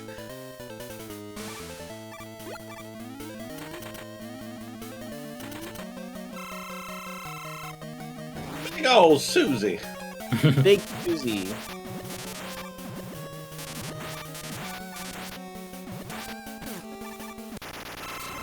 See, because of that weakness, at first I thought, oh, Spark Shock is great. I found out the wrong way. Yeah, I mean, to be fair, at least in this game, you can pause when you shock an enemy, so... True. Yeah. This is true. Oh, and then we're ripping off the Band-Aid! We're just ripping off the Band-Aid straight up. Oh boy, now it's my turn to talk about this game. One thing I have not revealed yet is how I played these games. So I was on vacation in Puerto Rico because that's where my family's from. That's where most of my family's from. I was born in Florida, unfortunately. But We'll talk later. yeah. But so I remember. So I didn't bring my Switch over at that time. I left my Switch at home just for safety stuff. The next trip I did bring my Switch because I got kind of bored just whenever we weren't really doing family stuff. So because I was bored, I got a emulator on my phone, a Game Boy emulator. I did the entire Mega Man Game Boy games, all 5 of them, on a phone emulator. And because it's a phone emulator, the controls are, you know, touch controls. I had to do this level with touch controls on a phone. Oh God. Like, not even just this stage, because also Dive Man stage. This Mega Man 4 section took me the longest time during that vacation, solely due to solely due to Dustman and Dive Man.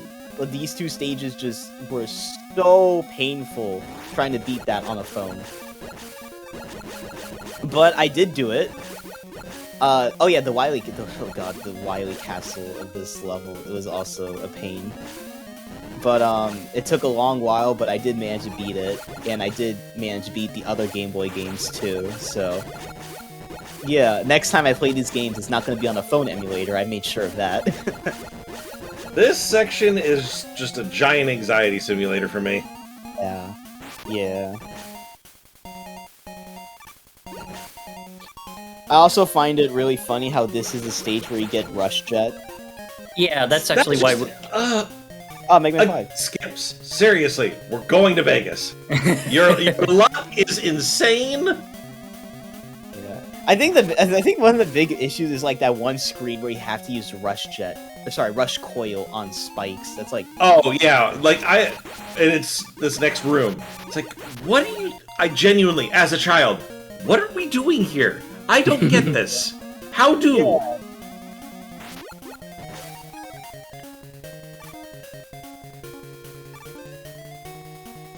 God, this level is just like designers. Now I will question your design.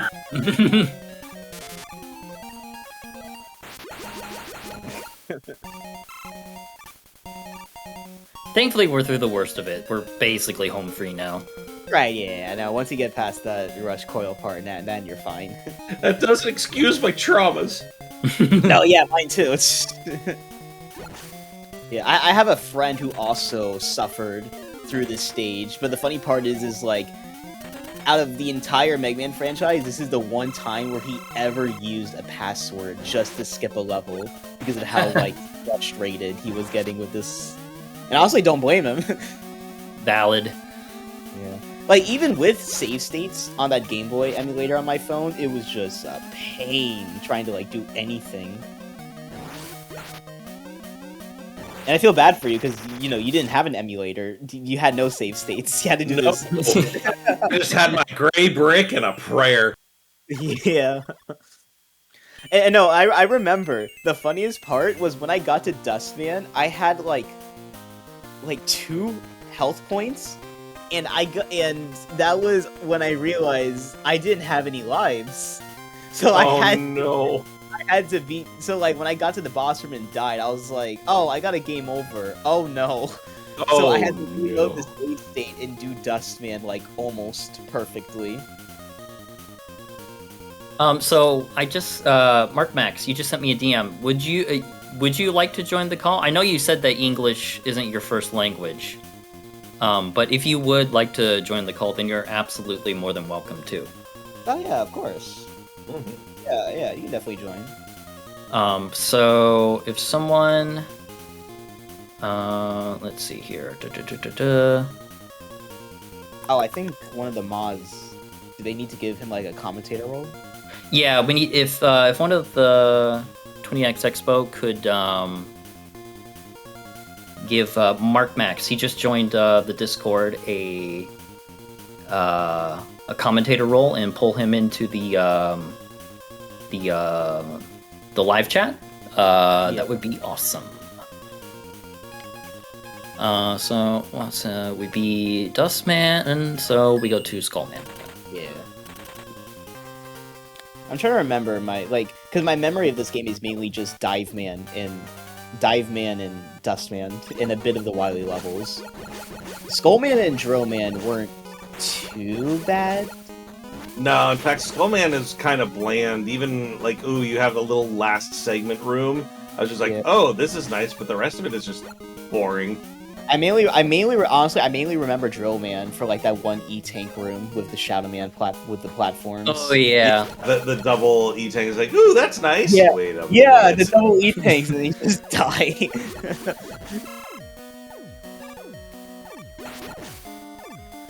Yeah, those drop platforms, I believe you stand on them and they're active for like Like 2 frames. Yeah, 4 frames, which is less than 1/10 of a second. Yeah. Thanks for nothing, Edward. He's doing his best. Oh yeah, those worm guys. Yeah, like in the original, like you don't see them coming until you're like really up close to them. Yeah, Oh, and they very do a- annoying enemy. They do a lot of contact damage in this game too, for some reason. Yeah. Hey, I remember dying to them a couple times because like how much damage they dealt with contact. Yeah. See? That's Right. like 4 damage for something like that. That's crazy. Yeah. I kind of wish these hacks also had like weapon switching, but I know the Game Boy doesn't have enough buttons for that, so I don't blame them. Yeah, I guess you could kind of hack it in with the select button. Right, yeah, I've seen some ROM hacks for Mega Man have the select button change the weapon, like the for Voyage. Yeah, you could do select to go forward, and then I've seen some do down plus select to go backwards, which is Right, yeah. okay. I was actually thinking of maybe doing for Voyage for this, but I don't have enough time to do another one after my viral nightmare this Friday. Fair enough. Yeah. I was actually going to do both Voyage and the blue version, because not many people even know about the blue version. And Skullman. Not even attempting sandwich percent. Oh yeah, I forgot. I think that still works here, right? Wait, what's sandwich percent? Okay, so in NES 4 for Skullman, if you don't put in any inputs whatsoever, you basically have a stare down contest with Skullman. And for us, we call it sandwich percent because during that time, you can literally make and eat a sandwich before you decide to fight the sand. Before you I knew about him standing still. I just didn't know what he meant by the sandwich. Yeah, that's just our thing we added. It's just like, you could make a sandwich during this time. Yeah. Yeah, that's something we want to Can't do. you also do that for Freeze Man too? Yeah, you Freeze can. Man, technically, yep. Yeah. Although for Freeze Man, you'd probably want to make some ice cream. Yeah. Oh, yeah. It only makes sense. We're thinking about having the sandwich percent buffet. Yeah.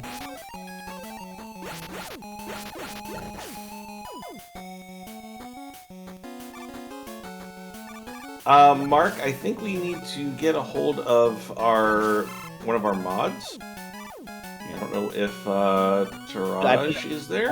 I put a message to try to see if one of them can give them the commentator. Eat this jump so much. Oh, okay. Oh, we're back. Ooh, the memories. Mainly Yeah, this level is just like, okay, we know we have underwater physics with spikes. Let's just dial that up quite a bit.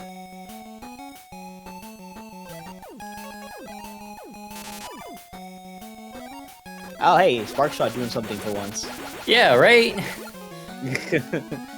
Again, if you in this version, it actually is functional because you can switch to something else. Yeah.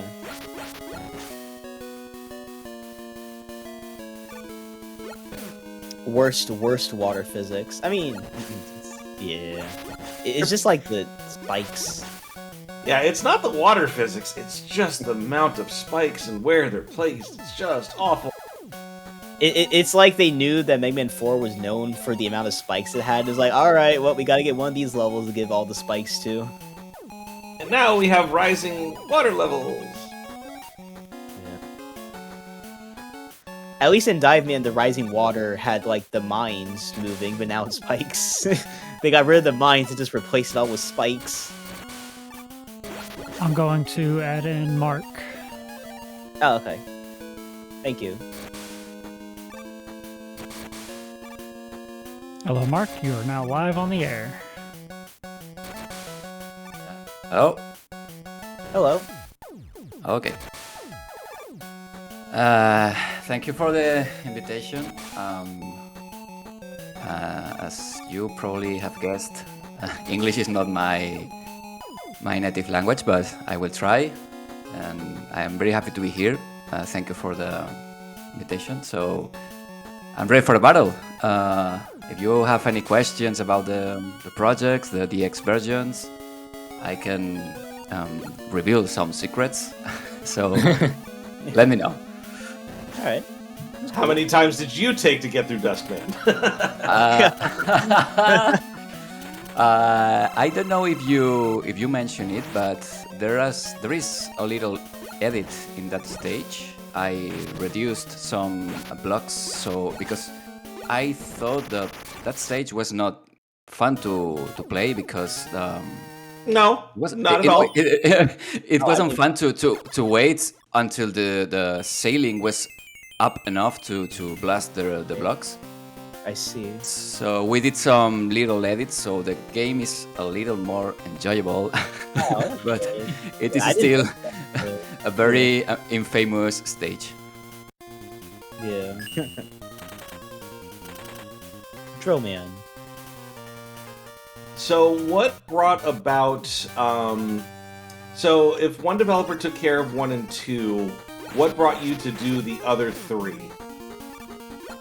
Well, that's because the first game to be colorized was Mega Man 5. So Oh, 1, 2, okay. 3, and 4 were not colorized yet.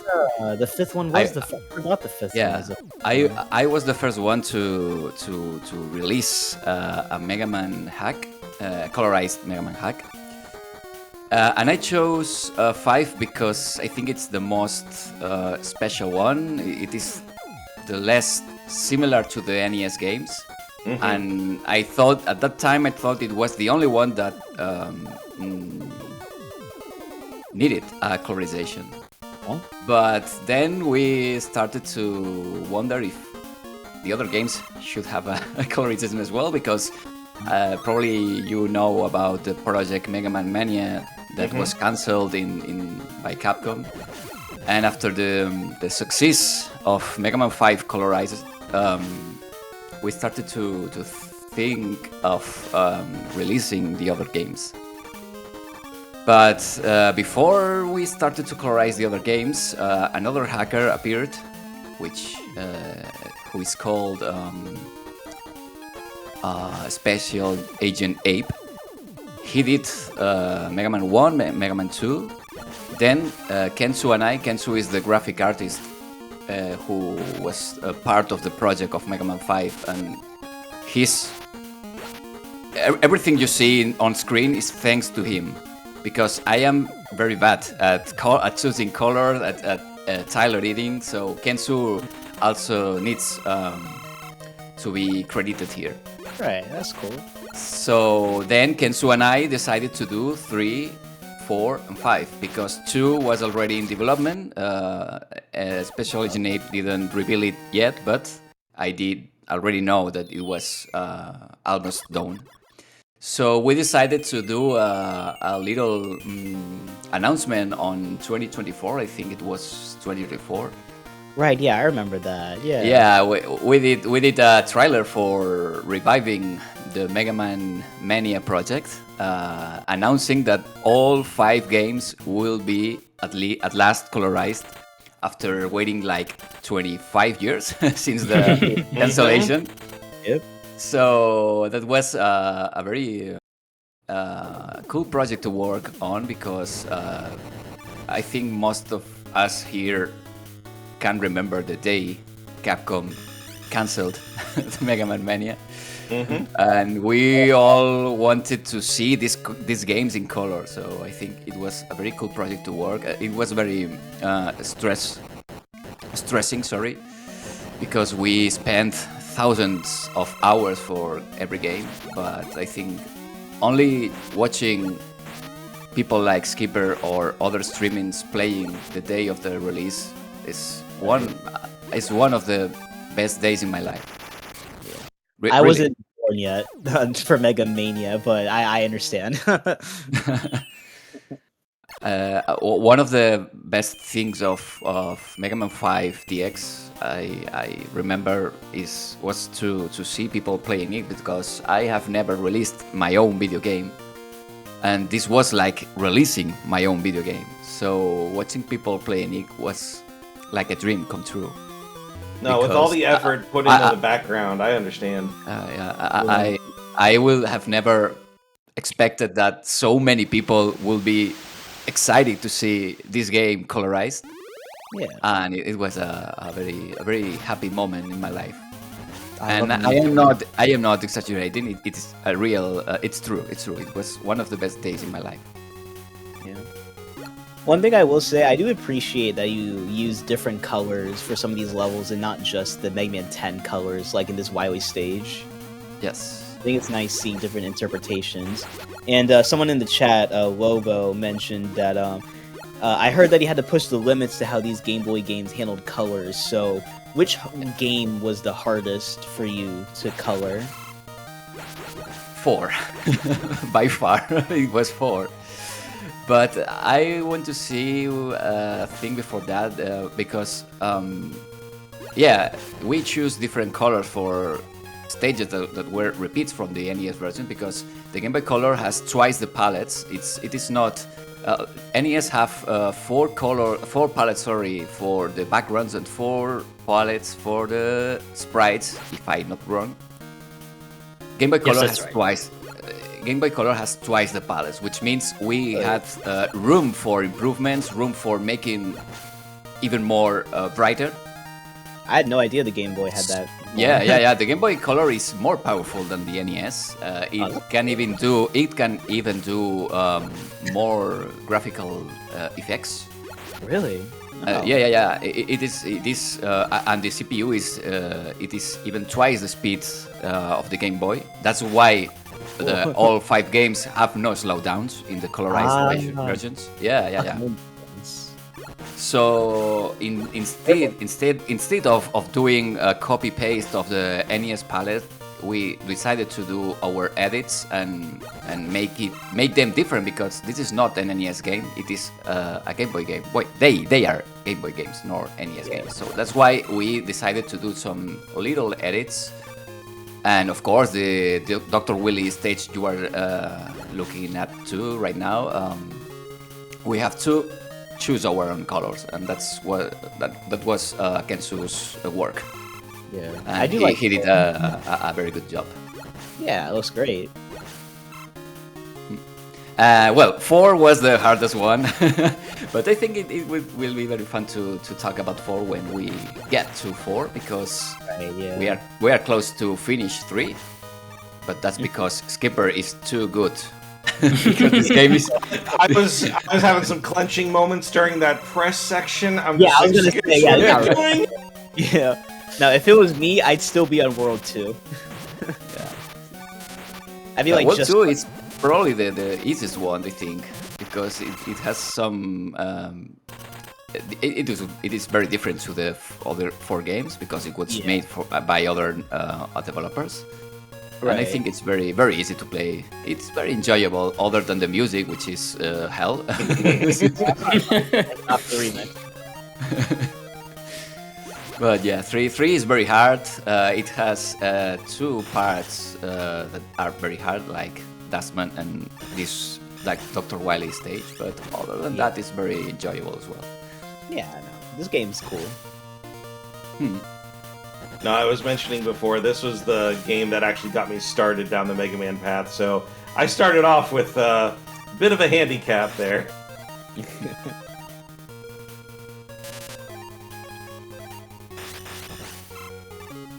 Oh wow. Oh, I don't know if you mentioned it, but all the 5 games colorized version are just not colorized version, but they have some quality of life edits, like the yes. pause menu. The pause menu has icons for the weapons, and I think it is very cool to see the weapon icons. So it's very easy to identify which weapon do you want to use in that moment. The Game Boy games originally they only have 2. Yeah, it was just the for the weapons. Yeah. Wait, you're just standing in the corner? Yeah, Here? Skips, you're making me just learn a thing today. It just works in the corner? Okay. And some trivia about this boss. The first version of this hack, this boss didn't look like this. We made it pink. I think it was pink, because we rushed a little bit the release for this one. Then we found a book of Mega Man Complete Works, I think it was. Yeah, I have that too. Yeah, we found an artwork for this boss, and we realized it was green. Yeah. So we decided to release an update to change the boss from pink to green, so it was more accurate to the Now I to the gotta pull out my original books and look art. at that. Yeah, I still have the official book with me. I And also for have, like, example, the sorry. Yeah, no, sorry, go ahead. No, the Wily capsule you see behind, which is very dark. That effect is impossible to do in NES, because NES only had like 56, I think, colors available, and Game Boy Color has more than 32,000. Well, So you can do better fades. Right. Yeah. Well, GG, Dr. by the way. Wily, Thank you for the GG. GG. Another Oh, story. and the ending, the credits. This was very hard to colorize. You can see Mega Man has no white eyes. This is intended because we had not enough sprites on screen to do this. Okay, sprite limits, yeah. Oh, The yeah. Game I'm Boy- yeah. Yeah, Sorry, the go Game Boy has two limits. One is the 40 sprites limits on sprite limit on screen. Then there is the other limit, which is 10 sprite limit per scan line. So the 11th sprite isn't shown. Right. And we had to do some tricks here to make this. So we made it so Mega Man looks a little bit faded. So we tried to make it so it doesn't look that it doesn't have white eyes. But Compromises have to be made. That's understandable. yeah. You have to do sacrifices, and we had to do a lot of sacrifices for Mega Man 5. I will tell you later, but I'm guessing that if you tried to give him white eyes, it would like fade away like the white text, so his eyes would just be blinking. not exactly. It is because the limits of sprites. In this screen, you just see one enemy on the screen, but you will later see other objects in screen in a few enemies later, and then Mega Man eyes will disappear in that moment. So we decided not to make them disappear in a moment and make just not appear. Oh, okay. I see. I understand. Yeah, the text isn't actually sprites. That's tiles. No, I think it was background. I can't remember, but I think it was background. But then Dr. Wily's capsule appears, and that's the problem. Ah. These credits have really good music. All these Game Boy games have really good credit themes. Have you noticed that Mega Man 3, Mega Man 4, and Mega Man 5 for the Game Boy have no credits? What? People that made that game do not appear here. For some reason. I don't know. Oh, I see. Yep. That's why Kensuo and my name appears on the title screen, because we wanted to appear in the credits, not the title screen. But the game has no credits, so we have to put our names there. Right. I don't think it's ROM limitation. I don't know the reasons, but the original game developers don't appear here for some reason. I don't know.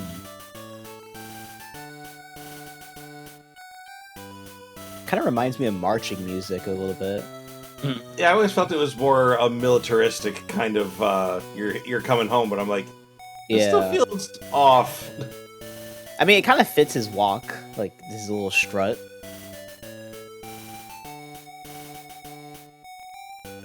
I do like it, though. It's nice. As far as proper credits are concerned, I know, again, back in the day, a lot of developers took on pseudonyms just so that they wouldn't get poached by other companies to develop other games. I always felt that was still a weird practice to do. I wasn't sure what the whole thing was. I remember for Sonic 1, they had to do like a secret like credit thing at the title screen, but the only way to see it is if you like make the background white, because like all the text was like black, so you couldn't see it. That's so weird. And I think it was like only in Japan only. I'm not sure exactly. I just remember hearing about it from like a Sonic 1 like fact thing. Yeah, I'm glad that practices have changed because these developers deserve to have their names credited. Oh yeah, definitely. Ah, interesting. Oh.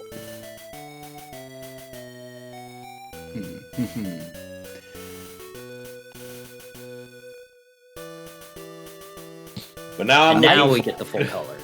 Oh, Yeah. oh, Nice. nice job.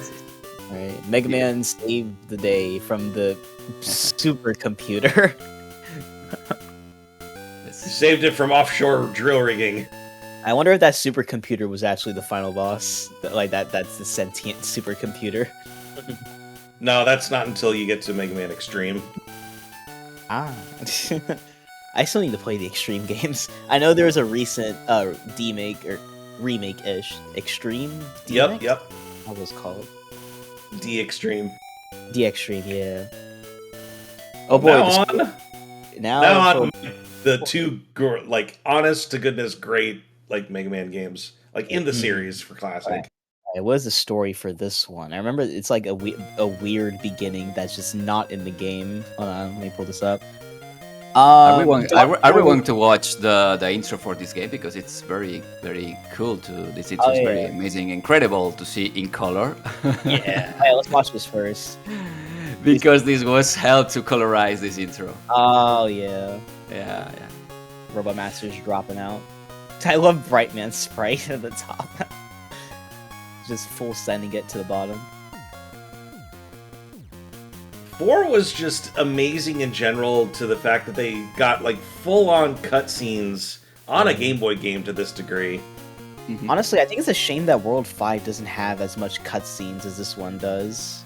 I mean, I guess that makes sense because all the new stuff that they added for World 5, but there's just a lot more like cutscene stuff in this game.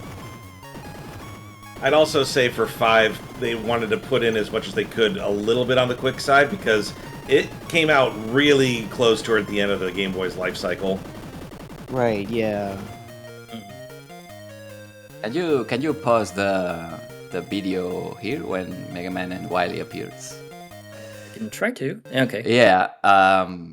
This is a mix of background and overlay tiles because Game Boy graphics are made of tiles. Tiles are a representation of graphics of 8 per 8 pixels, and they can just get assigned a palette of 8. Sorry.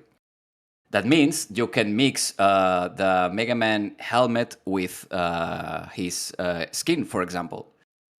On the NES games, of course, they prepare the graphics to be compatible with these limitations. But these games for the Game Boy were made in mind with color in mind. Sorry. So they just draw the tiles without worrying about colorizing it 30 years later. So in order to get this what you are watching, what you are seeing here, I had to do magic because this screen is pushing the Game Boy Color to the limits, believe it or not.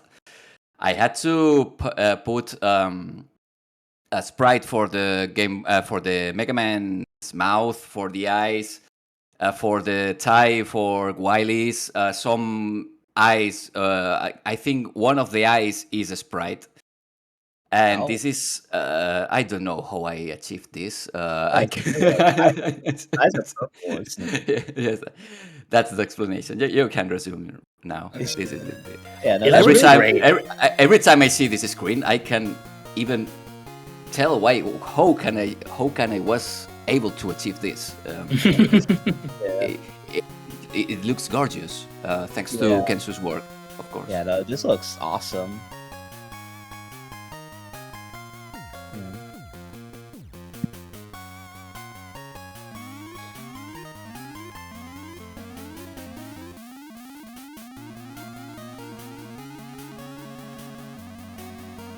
So Skipper, which Mega Man, one is no, your wait. favorite? 4 or 5? Well, what's my favorite? Yeah. Oh, I mean, I love 5 just because of how original it is, but 4 is like a very, very close second. Yeah, me too. Oh, Dr. Light, you good? Yo, we gotta go. Alright, right, the story for this one. Dr. Light was attending the World Robot Exposition, where scientists from all over the world gathered to present their newest robots. Unbeknownst to the others, Dr. Wily also attended the function and released a special electric pulse into the crowd. All the robots present went out of control and proceeded to scatter to different regions. Mega Man was able to retain his sense of self due to his conscious of justice circuitry. Immediately, headed out and went against the electric pulse thing that Wily sent out. Is this the Japanese or the English I don't instruction manual? know. I don't know. It doesn't specify whether this is the American or the Japanese story. It just gives it just says it on here for the official works.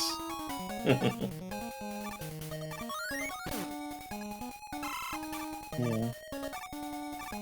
But yeah. I mean, I guess the robot exposition kind of tries to explain why the Dr. Cossack robots are getting involved. Mm. Because, hey, Dr. Cossack's at this robot function. Also find it neat, in this game, the Buster actually has recoil when you do a full charge. And another quality of life thing that you put in there was the toggle to either have that on or off, because I know a lot of people would find that jarring going into this. Wait, that's a secret? I didn't know you can go in there. Yeah. You can go in the wall? Oh, okay. As No idea of the recall option, I added to at the last minute Yeah. because I know when you release a patch like this, a lot of fans will complain. So I decided to avoid that. So I added the option so everyone can play it with or without the recalling. Right. Is there an option to enable the other charge shot in this game? I remember there was a second charge shot that you can get if you get if you die too much. It's like a I think bigger. you still have to earn that the normal way by Yeah. a lot. Yeah. Okay. I didn't know if that was also an option or not, but I mean that'd be pretty broken though. So I think it's better. Fun fact, I didn't know about this special power-up until Mega Man 5 World DX was released and someone played on stream and tried to and I was crossing fingers because I didn't know if the game will crash if someone tried to do that shit.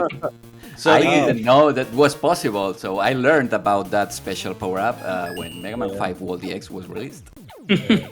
I also like that weapon showcase. The blue colors for that look really good. Yeah, it was inspired by Mega Man 11. Yeah, that's really cool. correct. I will Kind of say, reminds me of the Mega Man 4 weapon get with that blue background, but if it was actually with tile sets. yeah. I will say one thing where the slowdown actually would have helped in the case was during that weapon showcase, he's absorbing the weapon. Usually it's a lot slower, and in this case with the cooldown reduction, it was really sped up, and that does feel a little jarring. But I think that's because they were intending on it being like so slow with the effects that it took that into account. Right, yeah. Fixing that would require like actually editing the physics of the game. Yeah, I remember some developers like keep in mind the limitations of the console. Like, for example, I remember the Game Boy Advance. Like the issue with that was when it first came out, like the screen was so dark because it was before the later editions with the light mode. So I remember developers had to like specifically make the colors brighter because they knew it was going to be darker on an original Game Boy Advance. Indeed, one of my first patches before Mega Man World 5DX was a color correction for Donkey Kong Country for the Game Boy Advance. Oh, really? Yeah, That's cool. Yeah, I remember Donkey Kong Country. It's a very good port. Some people hate it, but I think it's a very good port. But the graphics were right. Yeah, those graphics very hard to watch. Very hard to see. Thankfully, the second and third one went a bit easier, but the first one was especially harsh. I actually owned a physical copy of that. I forgot. It's like somewhere in my closet. It's fitting in there. I hope it still works. E. Alright, yeah, the letters. Beat, and then the second set of this game has like a second set of letters, I remember. Have you mentioned that Mega Man World 4 is the first game to include P-chips? Yeah, this was it is. Yeah, this was the game that introduced the shop system. Right, yeah. Before Mega Man 7, I think. Right. Personally, I prefer bolts, but P-chips also do work. They work about the same. It's just whether you want like bolts as a currency or P-chips. I mean, who doesn't love some good potato chips? True. That is true. So the P is for potato. Yes. Right, yeah.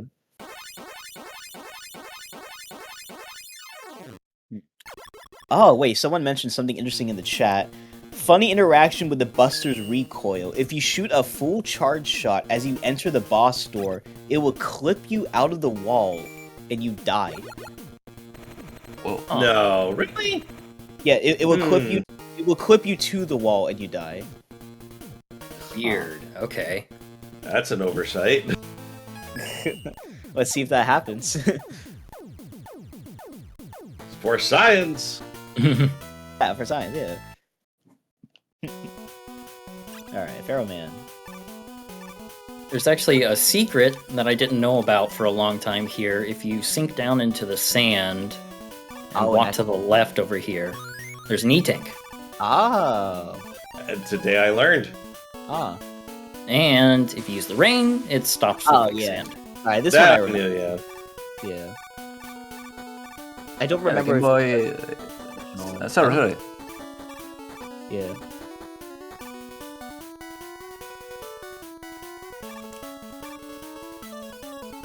Also, another difference that I think it was Mega Man World 4 that introduced that you can slide like on any other NES games, but if you push up during a slide, you stop the slide. Oh. Yep. Yeah. Forgot about that. Interesting slide cancel. Yeah. You don't really need it anywhere in the game, but you can do it. Yeah. The person who mentioned the charge shot glitch, he also mentioned like you have to jump forward into the charge shot with the boss door to do it. Oh. He doesn't. They don't know. They can't recall how many frames you have to do on it though. So. Yeah. Oh, we got a party raid in the chat. Oh, thank you for the raid. Yeah. I'm still new to Twitch. I don't remember how this stuff works. I only made a Twitch account just specifically for Mega May. I know like raids are like from other Twitch members putting their chat into our chat. Is that how raids work? Essentially, once a streamer is done with their session, they basically move their chat over to another one just to help support them. Oh, that's cool. I see. That's really cool. A. Yeah, this is the only really tough letter to get. Yeah, you gotta use Rush Coil for that. Yeah. Not really. But yeah, you can walk to the right and then jump back, but Rush Coil's Oh. faster. Right, yeah. During the development, I thought of changing the letters placements. Oh, really? So they were very or harder to get. Ah. I decided to leave them in the original positions because I knew people will complain. So Right. Alright, that's cool though. Now, I know you said that you developed tools to make the colorizing easier. Did you develop any tools for editing the levels? yes, but I was to mention that later during Mega Man World 5 because I have a little fun fact that no one knows. Oh. You've got the exclusive today. Ah, okay. But yeah. We did tools to edit the graphics. I did my own tools, so Kensu, the graphic artist, could preview the stages without having to rebuild the ROM and test in an emulator. And yes, I started to code a stage editor for Mega Man World 5, which was compatible with Mega Man World 4 and Mega Man World 3 because all these three games run under the same engine. Oh, okay. But I will never release it because it was unfinished, and it will be unfinished all the time because it's a very hard task, and I went to focus on other projects. Alright. Ringman. I like the little stage graphics for where their levels are on the bottom too for this game. Ah, the platforms are so tiny. They're so thin in this version.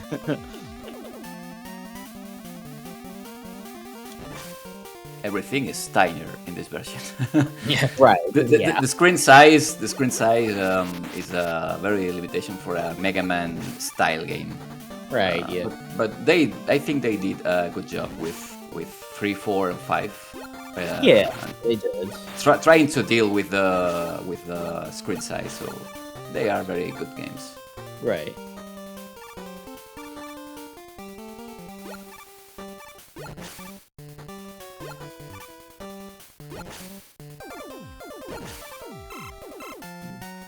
Still a little tired. Just woke up early today to do another. I was in an earlier Mega Man thing. We did a Darkwing Duck, but with Mega Man.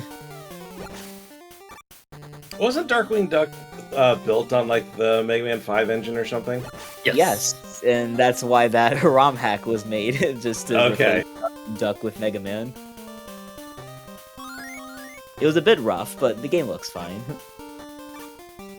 Yeah, I'm a bit of a night owl myself, so I'm usually not up early. But then I saw Skips do this block, and I'm like, Skips is my boy. And then Game Boy games mean the world to me, so I was like, I could not ignore this. Right, no, that's fair. T. You got beat. Heat is actually very powerful in this game. Really? Yeah, but unfortunately we can't use them until we beat the level. Oh, really? Oh. Yeah.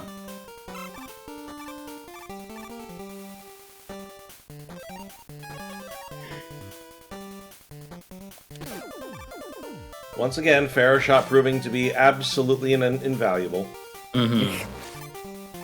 It's a good weapon.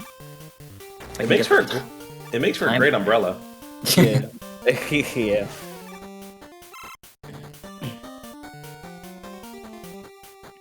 I wonder, is the same glitch in this version with like getting the shot getting hit but not firing it? So this one it is kind of fixed where it'll still take the shot, but the hitbox won't stick around and will reform rather than keeping the charge shot. Oh, So okay. it still functions about the same, but you don't necessarily keep the charge shot. Oh, okay. All right. It's not awful. It's still got a lot of punch to it, and it's still completely viable. Right. Yeah.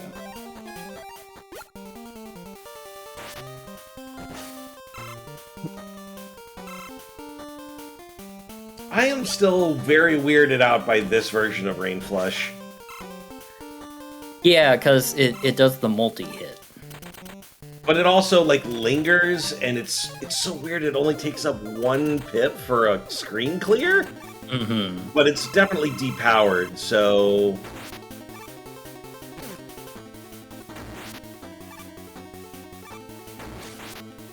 Oh, nice. Oh, nice diagonal shot.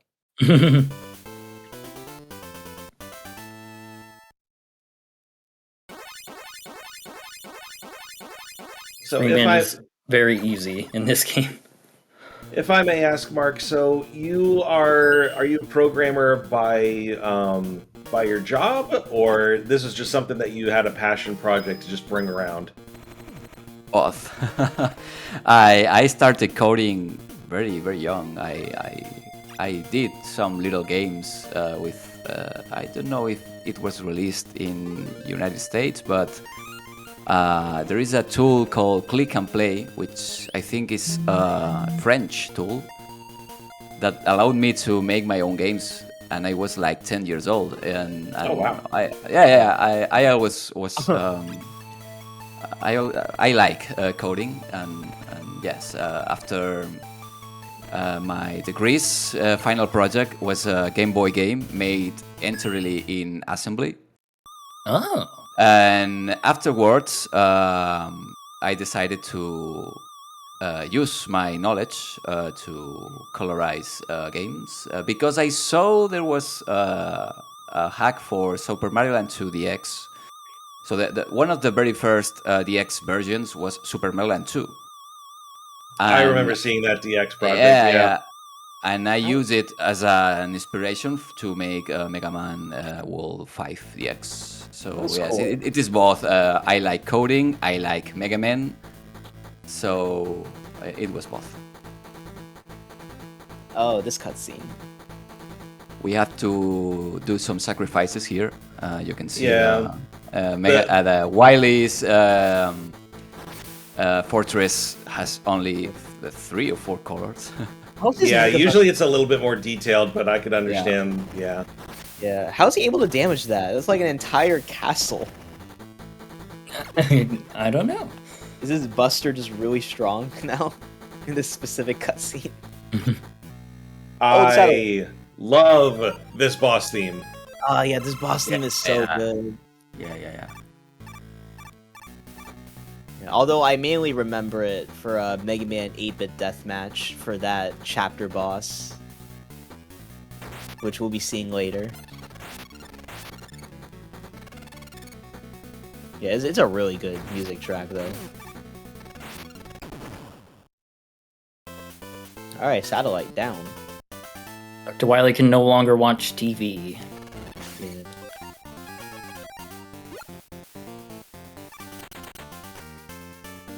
I do like how the color palette here was inspired by the Mega Man 10 version Yes. of this stage. Indeed, the very first version was inspired by Mega Man 10, but we decided to do our own because it was very simple. We wanted to make the most of the Game Boy Color capabilities, so we decided to add more color. Right. Was Dr. Wily's shoes always gray? I just noticed that now. I remember they were like red in one of the games.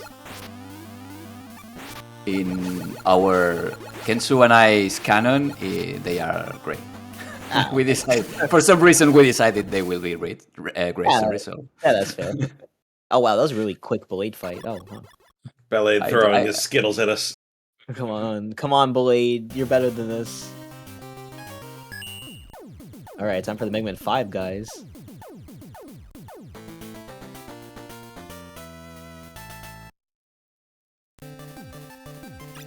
I think this one looks very good. I like the color combinations. See, of this I one. like the fact that I like to think that during this segment of the game, it's Wily's whole like he's kind of like got an underground mining facility, Yes, and each yes. of the robots are kind of guarding parts of it. Oh, So that's why yeah. it's an underground train. Yes, So true. keeping the black actually works really well with that.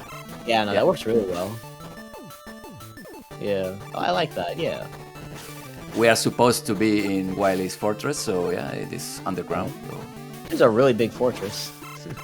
If it's all Yeah. segmented off like this and it's a mining operation, it does make sense. Right, yeah. Yeah, because you got Stone Man, like, in the, like, you know, underground section. You got Charge Man delivering all the stuff. You have Crystal Man, also another underground section. And then, Napalm Man for Dr. Wily's, like, arsenal and such. That actually works really well. Actually, wait, does Napalm Man have, like, outdoor sections? Or... No, it's all for this one. It's Oh my underground God, too. underground. Yeah, no, this works surprisingly well now that I think about it. You got all these little, like, factions of Dr. Wily's. Subpixel. Need Damn. that jump. Oh, you can get Ring Boomerang for that life, I think. Yeah, I forgot this version, Ring Boomerang, actually grabs stuff. It's cool. Are you trying to afford the energy balancer? Yes.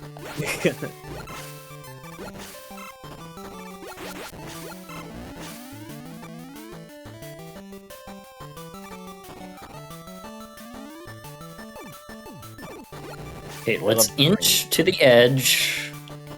You also have Rush Coil. True. Ah, the mice are gray instead of pink. And the letter's just there.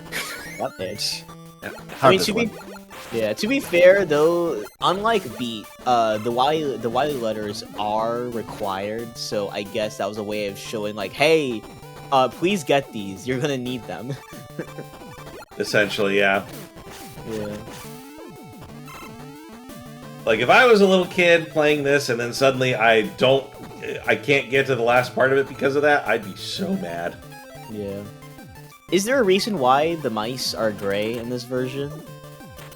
I don't remember what they looked like. They in were any- like a peach color in the NES version. Right, yeah, but I remember their official colors was like pink, I think. Probably. I can't remember why we did them gray, but there is probably a reason.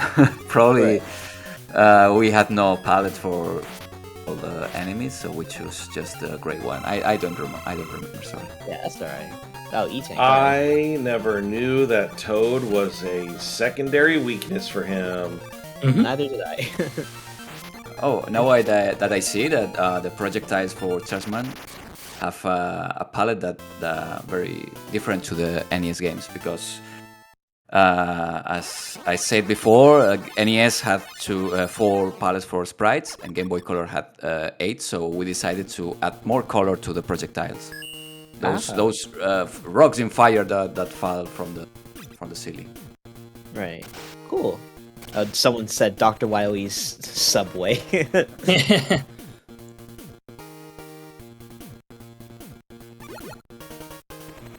Oh, you get a rush jet from the stage. Oh, neat. Which is very useful for Crystal Man. Oh, yeah. Which is the hardest level in the game. Right, yeah. And this stage have an exclusive enemy that isn't in the NES games. Which Oh, is that yeah. one. This guy. Yeah.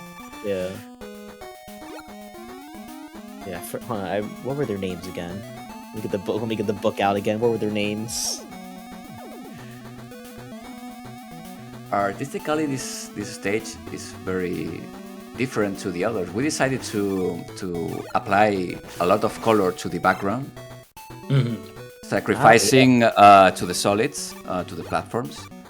Right. But you can see shades of yellow, red, and blue in the Yeah, it background. looks really It looks good. very, very good.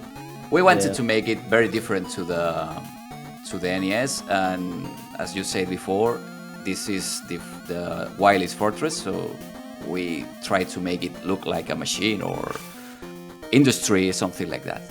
Mhm. Oh, the little guys are called. They're just called move hover. Yeah. They do move and they do hover, so I guess. That... And then the one in Brightman stage was Guts hover. I guess because his jaw was similar to Gutsman.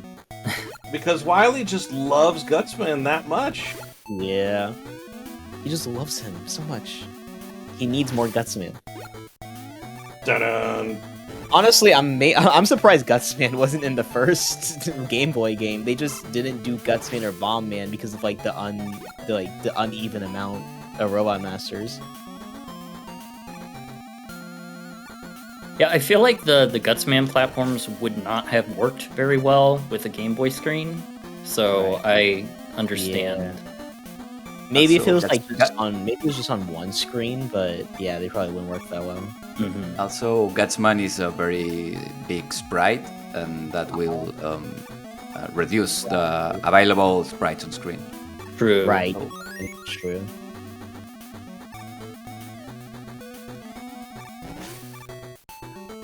I forgot they. I love those crystals. No Star Crash to save you. Nope. Oh yeah, this game doesn't have a shield weapon now that I think about it. Yeah, because there's no Star Crash, and we already had the Mega Man 4 shield weapon in the last game, so no protection for you in this one. The closest one will be Stallman, probably, but Right, yeah. But I will say this game actually has the best use case for Power Stone in the yeah, entire I series. agree. I agree. Yeah. Isn't there like only 2 rocks now instead of No, there's 3? 3. There's 3. Oh, okay. It's just there's actual power behind the weapon. Also, the small. Almost forgot again. Yeah. Stupid crystals. Yeah, it's mainly because that one doesn't have a dropper. It just comes out of the top of the screen. Yeah. There is also another better version of Power Stone called Power Stone 2. You should play that. Just saying. Oh yeah, I remember having a big hard time on this part. Yep. Like I struggled. Just skip it with Rush Chat. I didn't think about skipping it with Rush Chat. I just struggled. Hey, the move hovers. Oh, goodbye. He doesn't have a job today. This is the move hovers, one and only time to shine, and you skip them.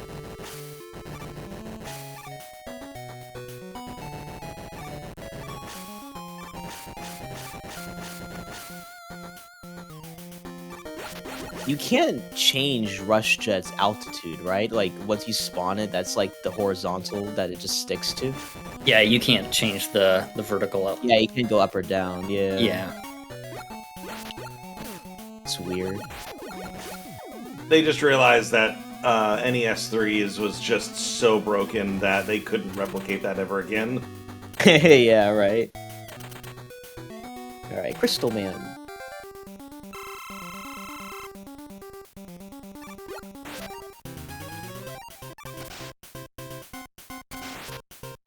Oh, he's charge. Oh, right, yeah, he's charge kicking this. No Gyro Man. It works pretty well as a weakness, like when he drops down. Mm-hmm. I mean, just a lot better than using charge kick on Wave Man. It reminds me of actually Tengu Man versus an Ice Wave. It's like, yeah, you stay up in the air so much. Why are you weak to a ground weapon? Oh, it wrecks you. Yeah. Yeah. Works pretty well, honestly. You have to like play. I really like when games do weaknesses where it's not just shoot them and that's it. You actually have to like play around with the boss, and the weakness actually does more than just, you know, damage. It actually like impacts the boss in a way. Like at least like in a way that doesn't immediately like break them. Yeah.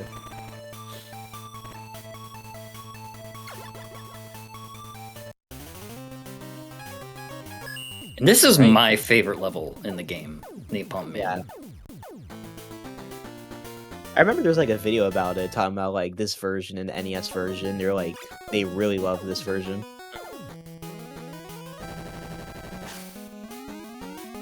like also the color choices for the one. We try to do it like more military look with those green shades on the background. Yeah, nice. Yeah, it looks good. Oh, Proto Man. Oh, I forgot he was up here. Thanks. And then he doesn't show up again, right? Is this his only appearance? He shows up a couple times. I remember the first time I played the game, I thought that fire would stay put out, and so I just dropped down the ladder and died. Oh. Damn. I think that might have happened to me when I first played it, but I can't remember exactly. It's not the first time we've been lied to about spikes that weren't spikes, but they were actually spikes. Yeah. The World 2 pit. Oh my god, that's some coding I will not understand. That was so weird. I have to give credit here, though, like having to use the drill things here as platforms. Yeah, it's cool. Yeah, this stage is a lot more interesting than the NES version. Very. Right.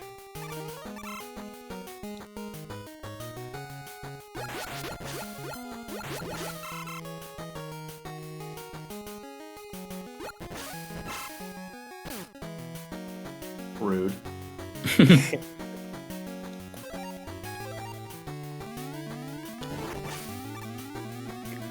I also appreciate that this first pit enemy doesn't actually come up all the way, so it's like a warning. Like, hey, there's going to be pit monsters. So you're I don't prepared like- for this one.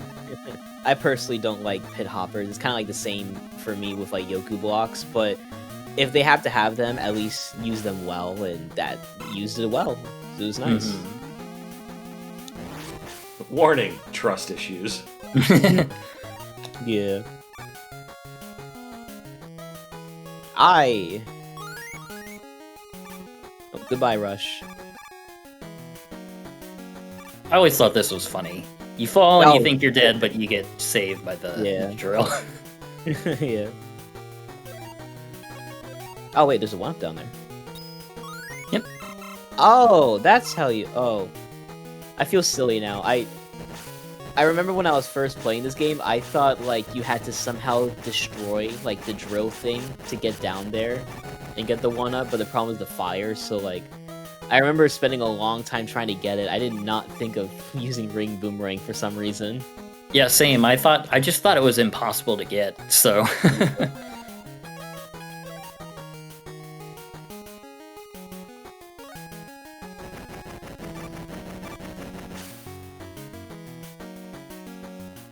Nice. Yeah, the stage is really nice.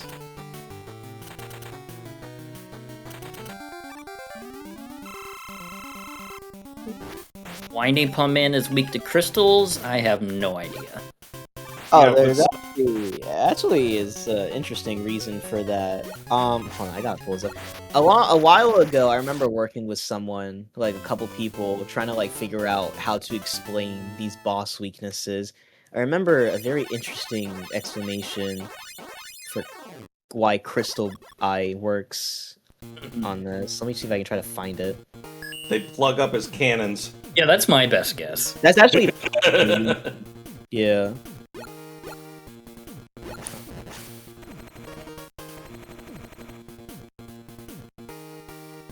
Yeah, that's the thing, because, like, the Crystal Eye are made up of, like, a gel, like, mold, because, like, Crystal Man has, like, fake crystals, so, like, they, like, when you hit Napalm Man with it, it actually gets stuck into him and, like, clogs up his weapon system.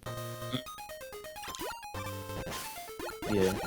That's, like, the best explanation. That's, like, the best explanation that we got, like, just the crystals, like, clogging up the stuff and just dealing damage from within the inside. Interesting thing about this stage, in the original Game Boy version, the rock tiles had their colors inverted, so the dark parts were bright and the bright parts were dark. So I'm glad that got fixed for this. Huh. Oh, those platforms. I forgot about those platforms. Mm-hmm. They gotta add those in Mega Man Maker. I know they added a bunch of Game Boy stuff a couple updates ago. Completely forgot about that one. I'm thinking about what Skipper mentioned. The inversion can- of colors? I can probably guess why the original game were white instead of black. Because doing a black background in the Game Boy made it very hard to play. Because the original Game Boy screen was not made for dark backgrounds, for the ghosting effect and other. The screen was. We remember that screen like it was good, but it wasn't good. I recall playing Ninja Gaiden and I couldn't see anything. So we tend to remember that screen good because we remember the screen for the Game Boy Pocket or the Game Boy Color, but the original Game Boy screen wasn't made for dark backgrounds. So I can probably guess why they used white instead of black. But anyway, we decided to do it dark because of what I said before. You are underground, or you are supposed to be underground. What? Yeah, you can stand on these things in this version for some reason. What? Yeah. I always thought like it'd be really mean if they put the letter up here. Oh my god. Yeah, that would be extremely mean. I had no idea you can stand on those. Wow.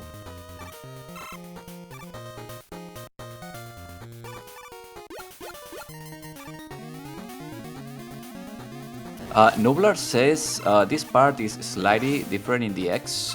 Which part is different? Please don't force me to release an update. So watch your words. The screen after the first hit. I don't think it's any different. No. There is an extra platform. I don't remember adding an extra platform, but you might be right because I remember that screen. You mentioned, Skipper, that you can stand up on those enemies, and I didn't know that when I played the game. And when I was testing the color hack, I started to wonder how to get there without editing the stage. So I edited that room because I wanted to know what was over that later.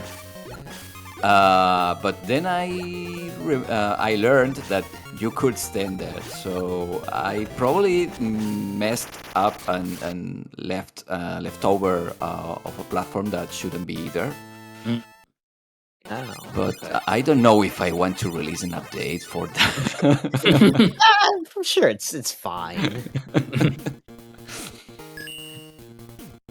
Yeah, I played these games a million times, so if I didn't notice it, then it's probably okay. It's probably one of those, like, just a Mandela effect. It's just like, was that there? I don't know if it was there. Now I gotta go check it. It's gonna drive you nuts. Yeah, just gaslight people. Yeah, sure, man, that was totally there. I don't need to update the game again to remove it. It was always there.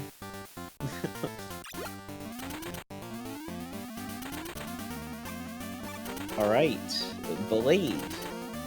This is a weird mechanic that only shows up in this room. Oh is yeah, magnets. the magnet. Yeah. Trivia or fun fact, that's not a sprite, but it's background. Ah. Oh, Yeah. that's cool. So we have to sacrifice a palette for them. Oh, hold on. It turns out the person in the chat was gaslighting us. Never mind, it is there. Carry on. Bad muscle memory on my part. We were the ones being gaslit. Perfect, Ballade. Blade. Who is this random guy and why are they hot? The second phase is It's really sunglasses. Cool. Yeah, it's sunglasses. This is so cool. Get him beat. not the There bomb. you go. Why is beat going straight to the bomb? No, that's gonna blow you up. Yeah. Now we get one of the best weapons in all of Mega Man, which is basically just exploding metal blades. Yeah. Blade cracker. Yep. Yeah, blade cracker. Yeah. Seriously, exploding metal blades. Yeah. Yep. Basically.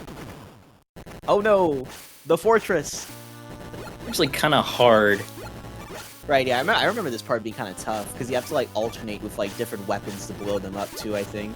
Mhm. Well, if you don't have the weapon energy either, you got to be creative. Right. Yeah. Yeah. I've seen one person get through this Buster only, and you have to do some really weird trick shots like that. Right. Yeah.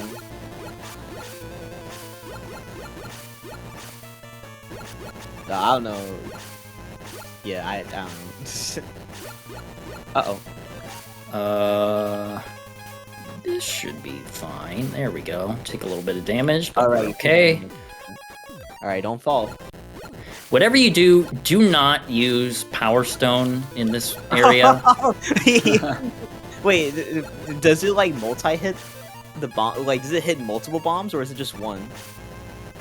Oh, But it can also get, like, if you're standing on one, it's going to get the one underneath you. yeah.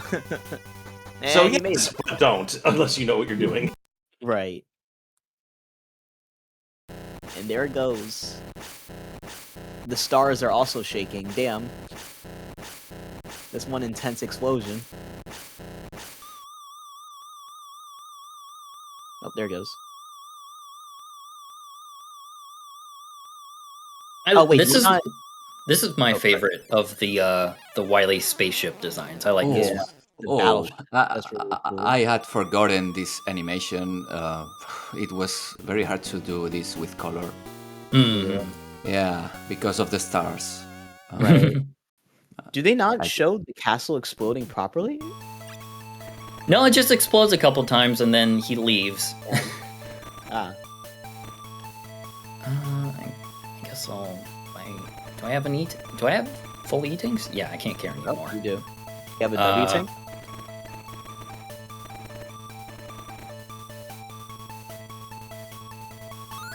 Oh, weapon energy is back. There we go. And what's an extra life? Like 50? Yeah, I don't have enough. Okay, I'm out. Good luck.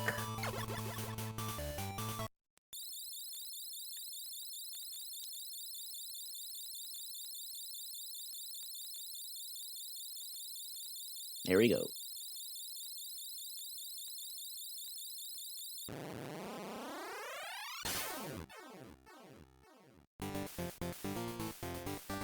Yeah, this stage, Lobo, this stage is really long. Yep. But it is really cool. Mm-hmm. Metal cannons. Oh, there it goes. Damn. Another trivia for this one was as I said, sorry, the Game Boy has 8 palettes for the backgrounds, but in this case, when you enter the semi-boss room, I am switching palettes, so I removing the planet palette and adding the others for the semi-boss. Just removing the planet. And I can do that because the previous room has no planet visible, so it doesn't look glitched when switching to the other room. I did some little magic here. Yeah. I like how this uses your weapons against you. Yep. Very cool. I just had a friend of mine point out something. The skull ship is looking like Captain Harlock, Spaceship Yamato or something. Is that like an anime or something? Anime, yeah. Oh. Yep. I don't watch much anime, I'm sorry. I'm sorry. It's okay. It's an older one that I'm not super familiar with either, but I kind of know what it's up. I see.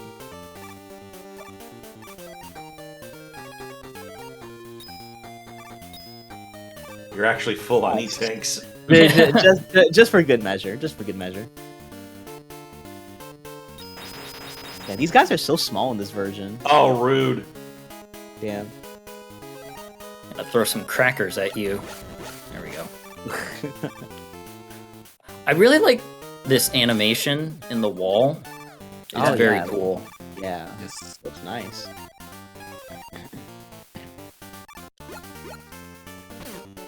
You jerk.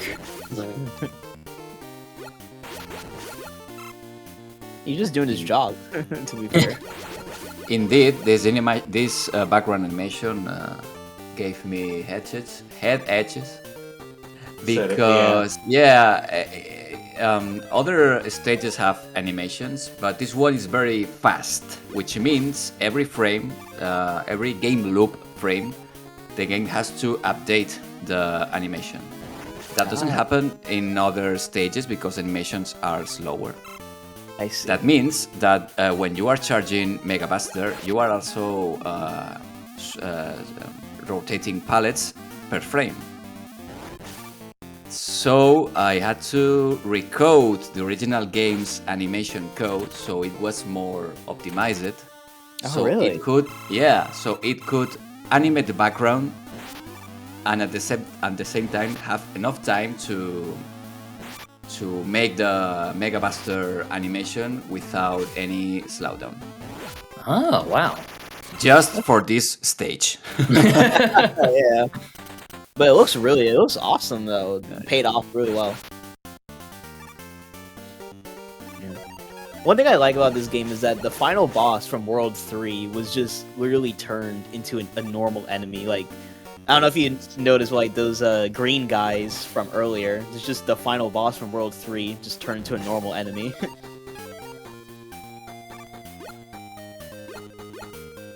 And they are green this time, not pink, Yeah. like the first version of Mega Man 3. Right. Yeah.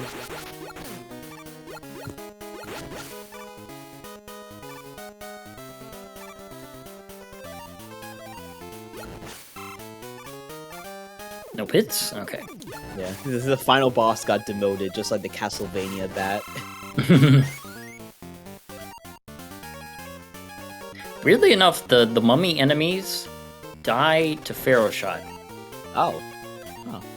You would Interesting. think, yeah. They bow to their king. I mean, yeah. That makes sense. Oh boy, the other Hunter Eye. Hunter B? I think it was A and B, yeah. But this one's on the floor. Was it A and B? I'm pretty sure it was A and B. The napalm bomb got stuck in the floor. That was kind of funny. Oh, yes. Oh, is there? Oh, there's no A and B. Sorry, I think A and B was like a fan thing. They're just called Hunter, and that's it. Oh, interesting.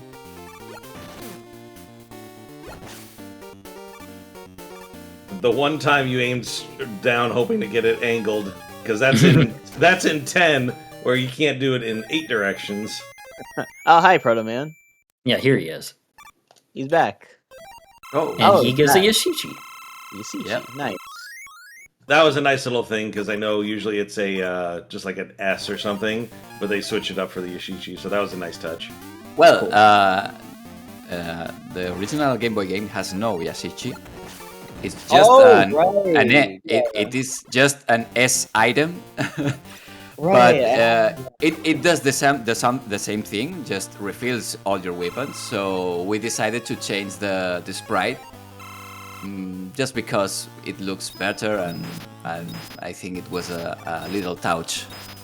And pays homage to the first game too. Right, yeah, that's a cool change. Yeah, now we got the boss rematches. They finally decided to add these to the Game Boy games.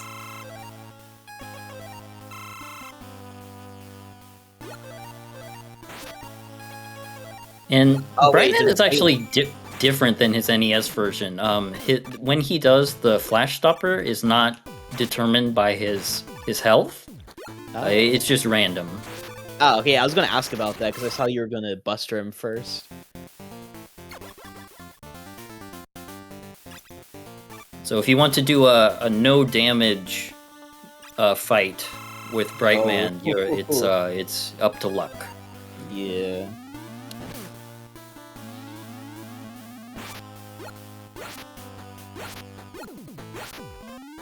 after you defeat the 8 robot masters, you will see the worst screen or the worst hack I had to do with the final boss. That's my masterpiece.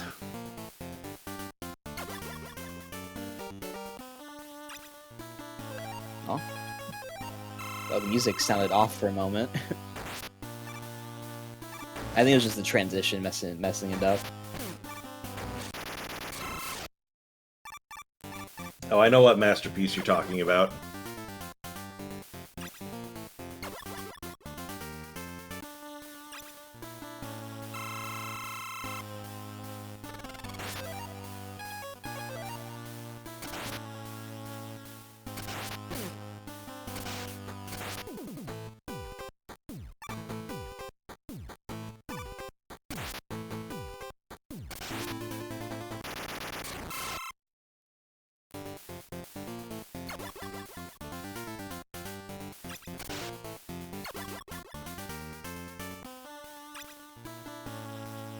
Now we get to use the worst weakness ever. Oh yeah, you gotta use Power Stone now.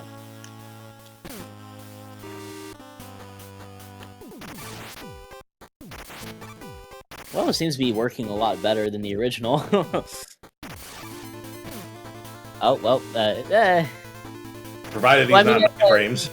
well, that's mainly an issue with Charge Man, not necessarily the Power Stone, because of like how much iframes Charge Man gets and stuff. There we go. Okay, nice.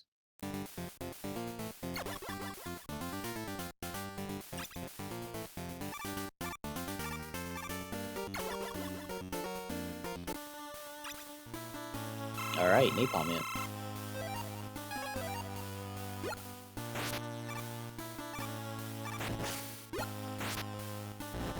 Always like seeing if I can get double hits. Oh yeah, I see what you're doing. You're making it hit the wall, so that way the hit can get him. It's like Gemini Laser, except better. Right, yeah. Yeah. Personally, I think the Mega Man 11 bouncy balls did it the best. Oh my god, power bouncy balls, just spam those and just fill the screen. Right, and with the power gear, just spawning even more of them. Yeah, the weapons in Mega Man 11 are like awesome. Yeah, it's up there with like 9 as some of like the best weapon loadouts in the whole series. Yeah. Alright, coming up to the final boss of World 4. Now hold on, there is one really big thing that will happen, and Mark gets to flex here. You are watching one of the best looking cutscenes in the series, I think. Probably the best one. I like this one. It's awesome. But when the battle starts, my nightmares return. Oh no. Because now you will see it. This is the final battle. Oh. It doesn't look very hard to colorize, but there will be changes later in the second half. And this is where the big use case for Power Stone is. I see. I'm guessing with the Buster, you have to jump on top of the arms. Yes. I see. It has a secondary weakness with Crystal Eye as well. Oh, really? Oh, I was gonna say Pharaoh Shot, if you, like, angle it, but... Huh. Wily Gundam is just so cool, though. Yeah. I love the Wily Golem. Now, in this frame, palettes are changing. In real time, player doesn't see anything, but it is adding new palettes to the screen. Oh.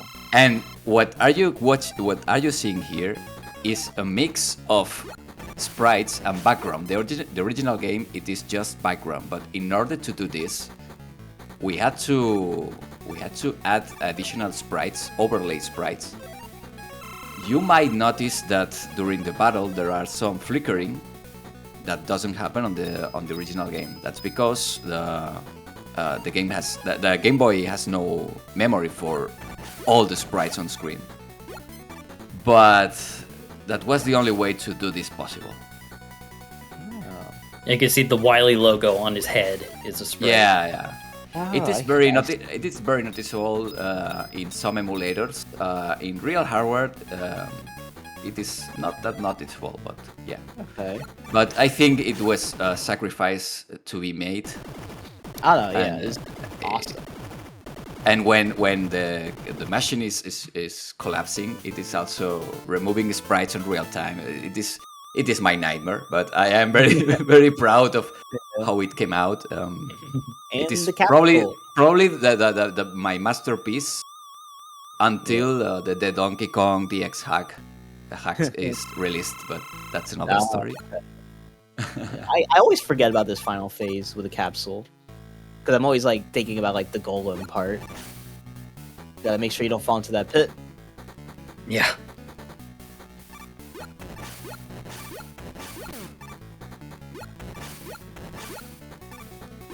Oh, he's throwing green devils at you. Oh no, sorry, those are mercury blobs for the next game. See, most people go for Cracker. I go for Pharaoh Shot here.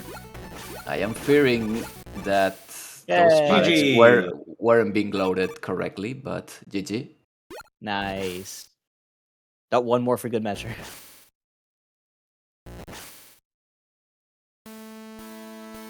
You did it.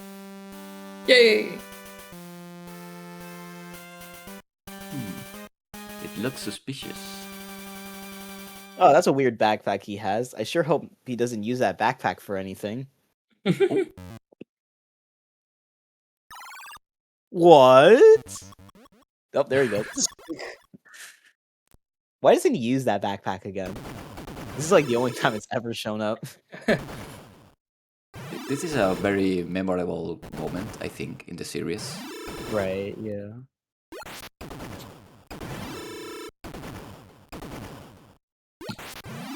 I like how Mega Man stops or just starts charging preemptively because he knows there's going to be more walls. Yeah. It's like, I gotta go. Yeah, we gotta get out of here. Whoa! Accidentally hit Whoa, the what the- fast forward button. Whoops. He's really gotta go. Forgot I had He's like, that "I gotta mapped. get out." Blade, no. Character development. Blades. Yeah.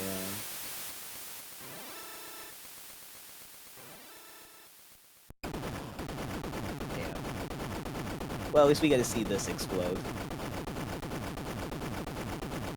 Nope. Okay. I like how it's crying There in we the go. distance. Yeah.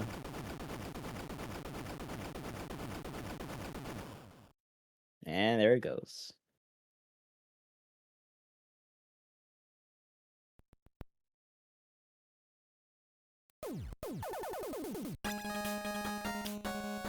So interesting thing about this this credit sequence, like the game actually has a hidden function where you can record your inputs and save them, and then it will play them back, and that's how they did these fights. Oh, really? Yeah. Yeah. Interesting. That's cool. I really do like this game, like the whole thing they did with Blade and everything. I think it like works especially well because like with Mega Man 10, those DLC levels are actually canon, and like the whole Mhm. thing that like Blade got like rebuilt as like a copy, so like that's how he's back.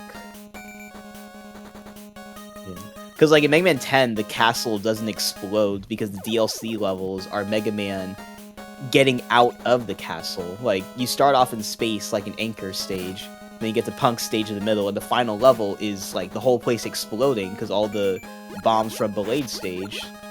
So that's Oh, yeah. when that Mega Man 10 castle, after Blade stage, that's when the castle from Mega Man 10 actually collapses because that's when the place blows up. Yeah, I think it's really cool how they worked like the Game Boy games into Mega Man, the Mega Man Killers into Mega Man 10, and also like having it like actually work as part of the story.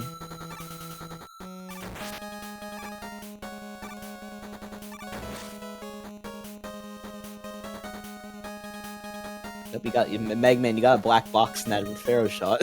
Yeah, you can Yep. see the Game Boy's 10 sprites per scan line scan limit. Well, not exactly, because that doesn't happen on the original. But since both Mega Man and the boss have another sprite layer for their faces, so it exceeds the limit. The game has, during the game loop, the game is constantly rotating the sprites, so it just adds flickers to the game instead of making sprites disappear. But in this case, after the playing the video, that function isn't run, so the sprites end up just like in the last frame. So that's another sacrifice to be done. But So you mentioned earlier that like these cutscenes are made with like the player inputs. Does that mean Yeah. like every time you play this game, the credits are going to be slightly different with like different inputs? No, I mean the developers played the game and recorded their inputs. Oh, Yeah. oh, I see. Sorry, I misunderstood you. I thought it was like the game recorded player inputs, so that it's like the player inputs in this from the past. Okay, sorry, I misunderstood. Yeah, so these fights are presumably one of the developers playing the game themselves, Oh, which is I see. really, really cool to think about. Yeah, that's cool.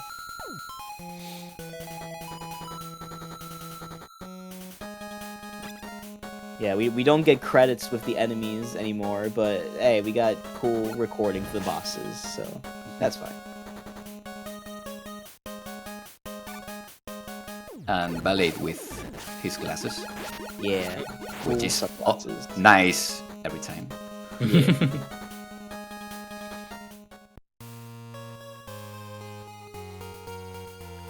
I like the shadow on the back of Mega Man there. That looks Yeah. really cool in the darkness when it fades in with the sun. Right. All right, so there's 4. Right. Now we move on to number 5. The last one, And the best unless one. unless you want to count Rockman 8 for the Game Boy, if any of Oh, you even know that. Oh, we gotta play that one next. Yeah.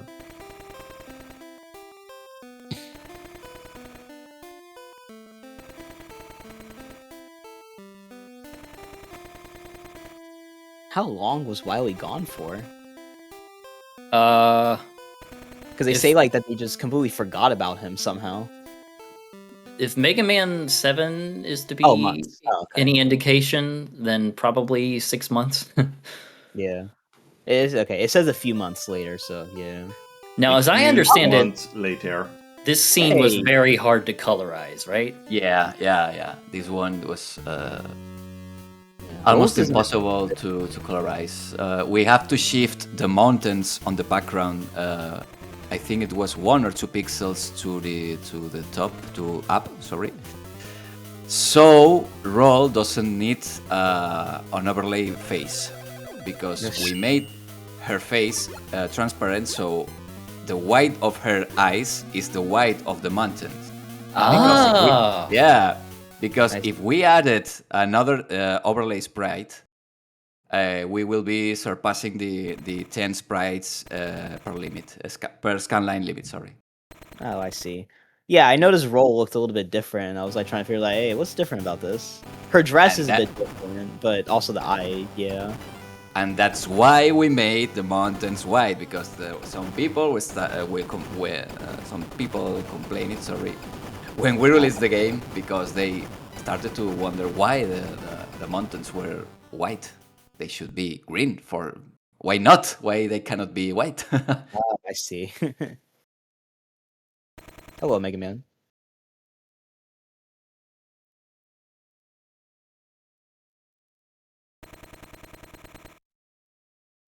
Watching this game brings me very good memories. mhm. Yeah. I have normalized to see this game in color, but 5 years ago it was just black and white, and Yeah. I am very happy to see people like Power Guy who played the game and Oh on yeah. stream, and other streamers, and they say Mega Man World 5 DX is the definitive version to play this game, and that's awesome to hear. Mm-hmm. Yeah, I bought a Game Boy EverDrive just so I could put all 5 DX Mega Man games on it. That's cool. Yeah, I definitely gotta play these colored versions when I eventually get back into the Game Boy games. So when I first played this on the original, and even before I had a chance to use the Super Game Boy on it too, I saw the bosses and I was just like, "What's going on here? This is brand new." I was expecting after playing 3 that it's just gonna be another round of like other NES bosses and stuff, and I'm like, Mercury? And the first thing that goes through my mind, because it was at the exact same time, was like, when is Mega Man and Sailor Moon being a thing? Yeah. I don't remember Mercury looking like that. I'm pretty sure there is some fan art of the Mega Man killers wearing sailor uniforms, like from Sailor Oh, Moon. goodness gracious. I think I do remember seeing that. Yeah, Mega Man World 5 is a really fun game, and it's even better in color, but I mainly remember like the stuff from World 5 because of 2 things. One, 8-bit Deathmatch because of the Mega Man World 5 chapter. And the Rockman Megamix / Gigamix, the adaptation of Mega Man World. They made them. Ariga made them so Yeah. like. Yeah. you invert the eyes and suddenly Yeah. they are not friendly.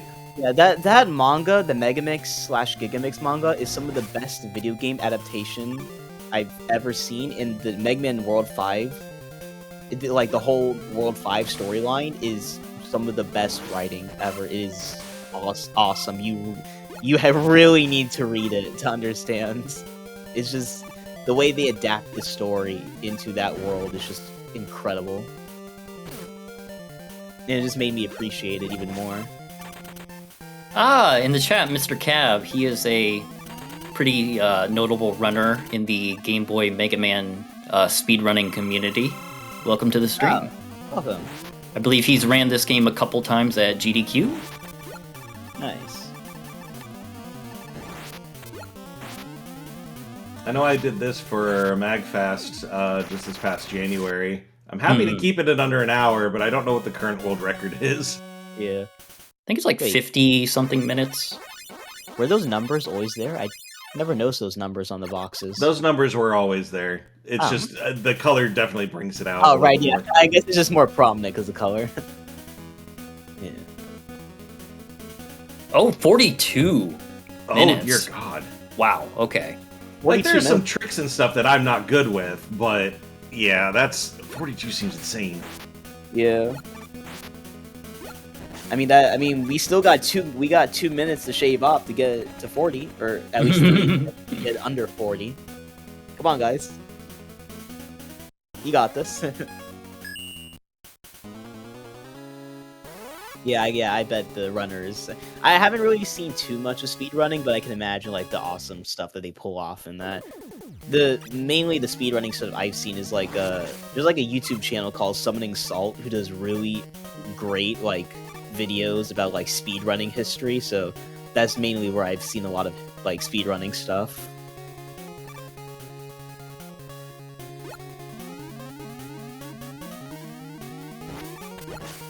The music in this game is also great. I really like it. Yep. Yeah, again, the whole just originality of the concept, just they went with it, and seeing them from where they started with part 1 all the way up to this and making Right. it completely their own. Yeah. Beautiful.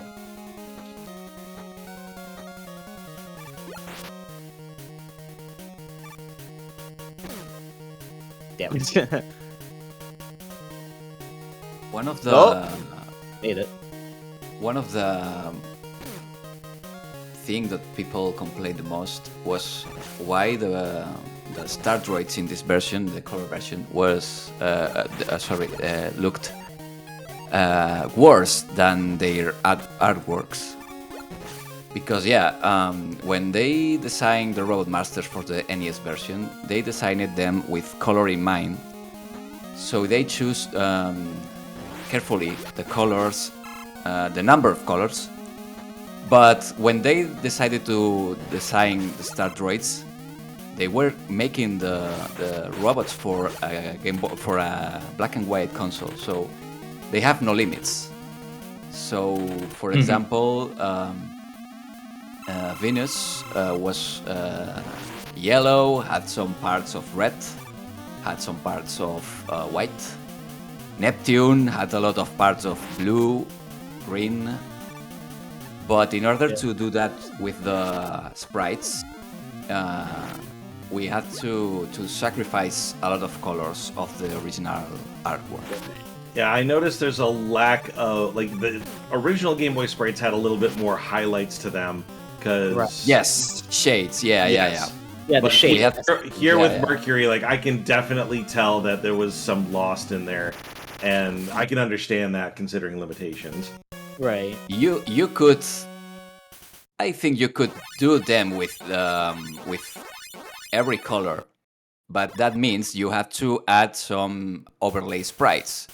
And again, we are trying to be God with doing this hack. So adding overlay sprites means you probably will exceed the limit and start adding some flickering that the original game didn't have. So we decided not to add much flickering and keep the game playable. So we had to sacrifice some colors. I remember people complaining about this. I wrote a post in ROM hacking forums or boards and trying to explain why was it done, but some people still try to convince me to add the overlay sprites, but no. It was... Yeah, they just don't understand like the amount of work that has to get put into it. Certified banger alert. Yeah. Oh yeah, I love Mars theme. Although, mainly because the Mega Man Maker version of that track adds in a little extra beats at the end that just I really love. Oh, I'll have to listen to that one. Yeah. Yeah, like after the first loop, it like adds a bit extra to the ending before it loops again. Oof. Or wait, no, not after the first loop. It's like before it loops again, it just adds a little bit extra to the ending, so it just sounds really good. Trivia: these floating platforms are sprites, but they are not using the game rendering engine, so it is very hard to add color to them. So I decided to leave them with the face palette. So yeah, that's fair. It will require to write custom code for those platforms, and I decided not to mess with that. Oh, okay. No, yeah. for simple platforms like that, that's completely understandable. Right, yeah. Where's the health going? Wherever it wants to. Oh, there it goes. Circling around you and it just disappears.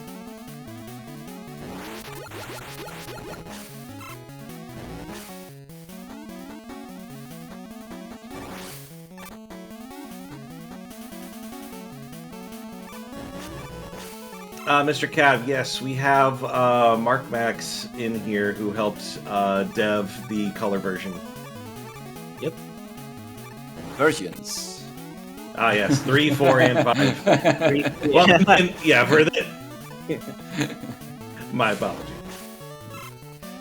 Yeah. You mentioned earlier during World 4 that there was like something you were going to mention once we get to World 5. I don't know if that's like later in the game, but We can leave it for the end.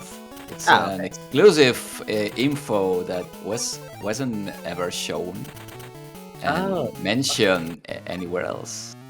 All right, got it. Mars. Mars is weak to salt water because I don't know, he hates getting wet. My best guess is that there's so much sodium in the salt water that it corrodes his metal. Oh, okay, that makes more sense. Yeah, probably. Oh, now that you mentioned salt water, I remember another fun fact, which and Skipper is related to it because during the demo when you get the weapon and there is a demo like this one, Skipper realized that the bubbles that bounce were acting differently like the original game, and it was true because I messed with the physics for some reason, and thanks to him, I was able to fix it. Oh, I see. Okay, neat. Because normally Mega Man is supposed to fire 3 shots, and in the initial version of this, he only fired 2. Oh, okay.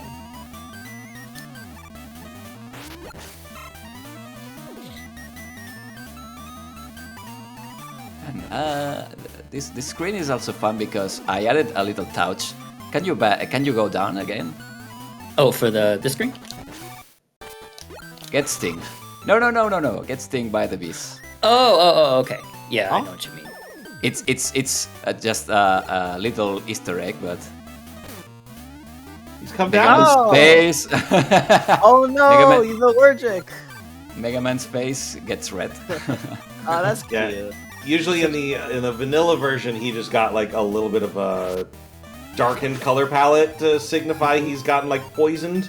But No. In the original game, his face doesn't change. No, the face doesn't change. His just general color palette darkens a little bit to show it.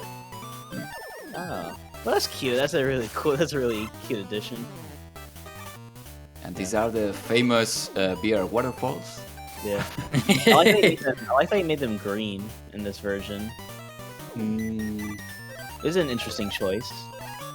It was because when I started doing this stage, I just put a placeholder palette for the waterfall, which was yellow. Just because I needed a palette that was very different to the other colors, so I could see on screen that it was that palette working correctly in that tile. Mm-hmm. I see. And people on the YouTube comments started to say or ask, please change them for the final version. Let them be real water, but I decided to make it like I don't know the word in English. Sorry, Like latch. Is it latch? lush, like lush, Sorry, let me. maybe. Sludge? Toxic? Mud. Sorry, mud. Oh, mud. Oh. Okay. MUD. Oh, like muddy water. Okay, I see. Yeah. I decided to make it muddy water because I think it fits the level. Also, it helps differentiate them from the water in Neptune stage, which Oh, acts right, differently. Yeah. Yeah, that does work pretty well. Yeah. People probably didn't want it like bright yellow because then it would be pee.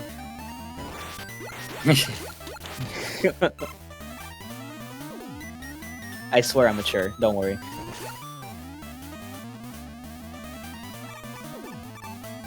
I love those little enemies, the little bubble blobs just jump They are- around. They are very cute. They're a very well animated enemy too. Mm-hmm.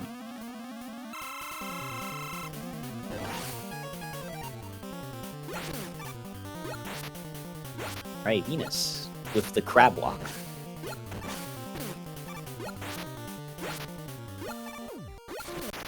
Oh, there you go. There you go. I like how you can force him to jump into the shots. It's fun. Yeah. That's cool.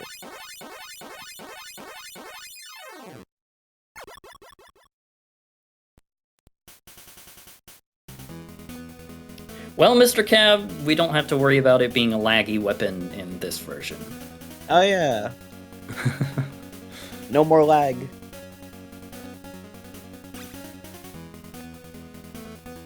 Bubble bomb. It's actually a really good weapon. Yeah. It is literally the opposite of bubble lead. All right, you get Rush Quill from there.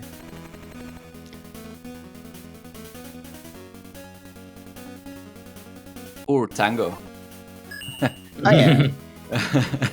Rush This is more useful Rush than Tango in this game. Yeah. Poor Well, I like- Tango. It's like this is your one chance to shine, and Yeah. poor kitty.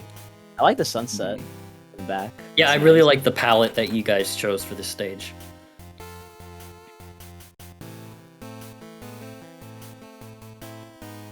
Looking around.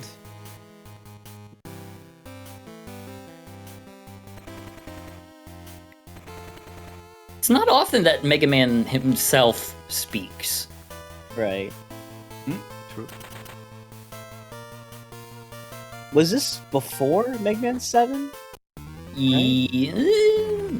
I think I don't know because I Yes, know yes. like I know This was- Mega Man 6 was when he first spoke because he spoke in that intro cutscene, and then Mega Man 7 is when he like started speaking like properly like more often. But I know Yeah, these this- Game Boy games also have him talking here. Yeah, this was 94 and 7 was 95. Yeah. Oh boy. No, Mr. Cab, we are not getting the one cycle. I have, unfortunately. You can one cycle this guy. Yeah, it requires some very careful use of iframes.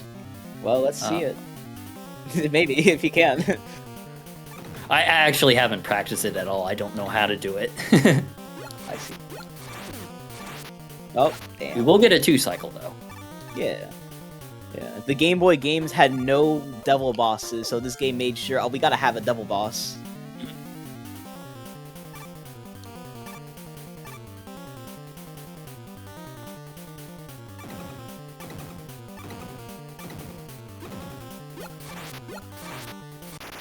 There There we we go. go. Nice. And he's down.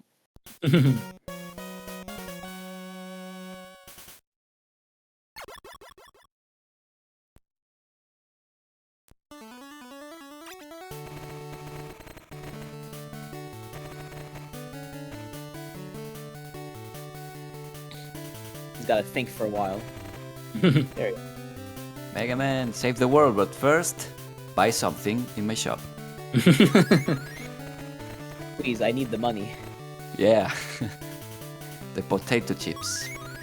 Yeah, the plot to this game and Mega Man 4, World 4, is actually just that Dr. Light is very, very hungry, and so we're collecting potato chips for him to eat. Right, yeah, sorry, it's not currency, he's just really hungry.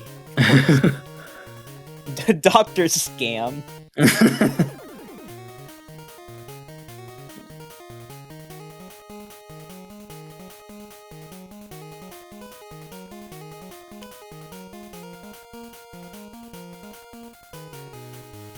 Well, that's a very nice message, Stilka. I'm sure Mark Max appreciates it.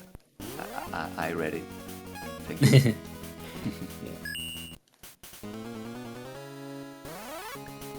Oh, yeah, Finally. are you, Pluto, Gems? my favorite stage. Really good music in this stage, too. Oh yeah, I Yeah. love this. Probably my favorite from this game. Yeah, mine too. I hate this enemy. Oh no, that enemy stinks. I don't like it. Are you going to go for the gems? If we have time, what we have about, yeah, we should have time to get them. Yeah. Yeah, because I know you have to like replay a stage because you need to break the blocks to get inside a gem place. So this mini boss, you actually want to use Neptune on. You are wondering why this room has those weird tiles. That's because in order to make that semi-boss behind the background, behind the rocks, you have to use the priority PG Oh. flag, which means you have to sacrifice the first color of the palette. That's why those rocks are not using the black color. I see. Hmm. I tried to fix that, but it's impossible. You can add black to those tiles, but then the semi-boss is visible under the rocks. Right.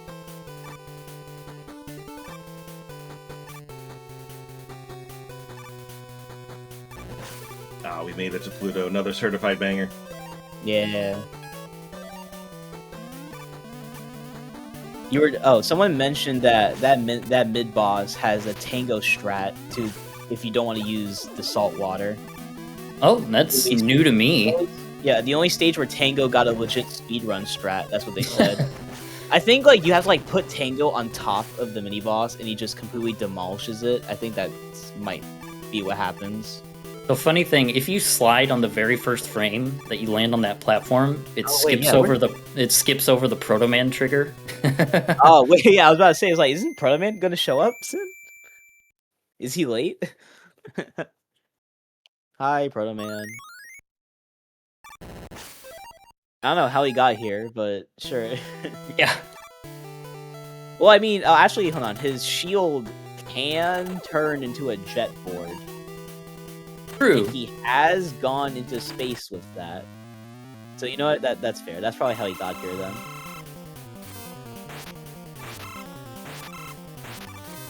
Oh damn.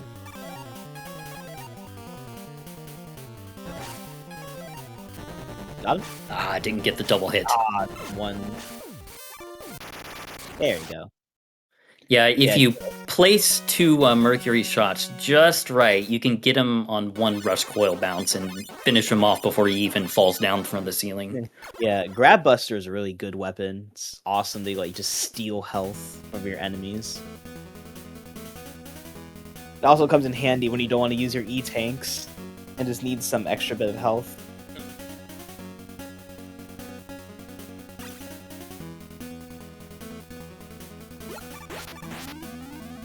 Yeah, they're saying for the Tango strat, you have to spawn him at the right time and hold down for the mid-boss. Oh, I didn't even know you could control the trajectory of Tango.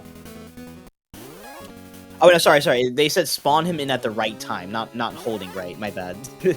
Yeah, sorry. Oh, no, sorry. Yeah, they said... Wait. Oh, yeah, spawn him at the right time and then hold down. Okay. Interesting. Yeah, that's... Alright, Jupiter. This is the... and I think Mr. Cab will probably agree. This is the hardest stage to do in a speedrun. Oh. Because it's very technical. You have to do a lot of... yeah. You have to do like a bunch of strats to like skip past stuff. Yeah, because there's so many enemies that are invincible and you have to wait. So you have to use a lot of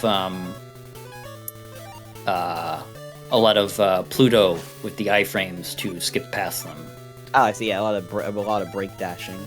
So like here, I could do Pluto and then jump and then use iframes to go through that guy, but it's kind of tricky. Oh, okay. Yeah, hardest to do optimally. Someone said, yeah. Mm-hmm. Oh, there were blocks up there.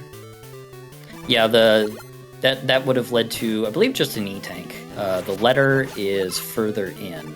Oh, I see. You mean the gem? Yeah, the gem. Yeah. What do those gems do? Are they just like make the shop cheaper? They have the ammo consumption of all your weapons. Oh. Oh, okay. I was thinking of something else then. That's cool.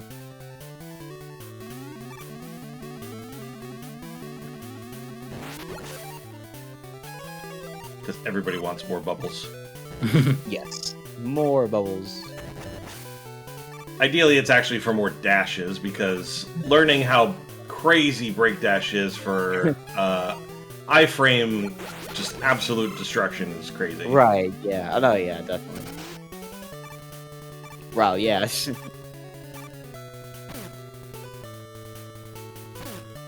Nope. So to get the letter in this stage is really strange. So there's this platform down here, but if you climb the ladder and then go back down, it's mysteriously gone, and you go to the secret path. Yeah, it's really weird. Oh. Huh. And you might see something odd in this screen, which is the hammer for the enemy, gold instead of silver. That's because you have to reserve a pallet number for every enemy. And I had to make a tool that calculate me every room in the game, which enemies appear in every room, and distribute the pallet numbers so they weren't any collisions.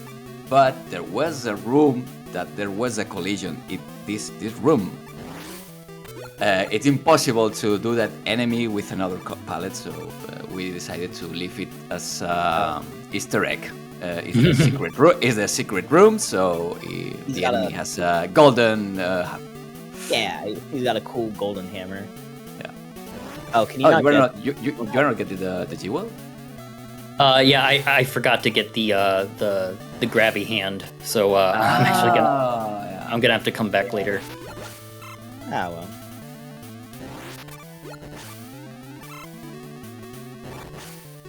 I mean, we are still plenty on time for your estimate. Yeah.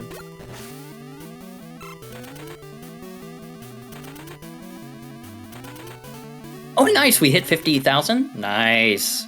Nice. Oh, nice. Awesome. Yeah. Support the fundraiser, guys. Support us. Yeah, we want to get that con happening. Yeah. Interesting thing about this boss, that attack that he does where he shoots the lightning, that's not sprites, that's tiles. So I imagine that caused some problems. Not really, but it looks a little odd because of the black background. But no. Fortunately, it wasn't the hardest thing I did with.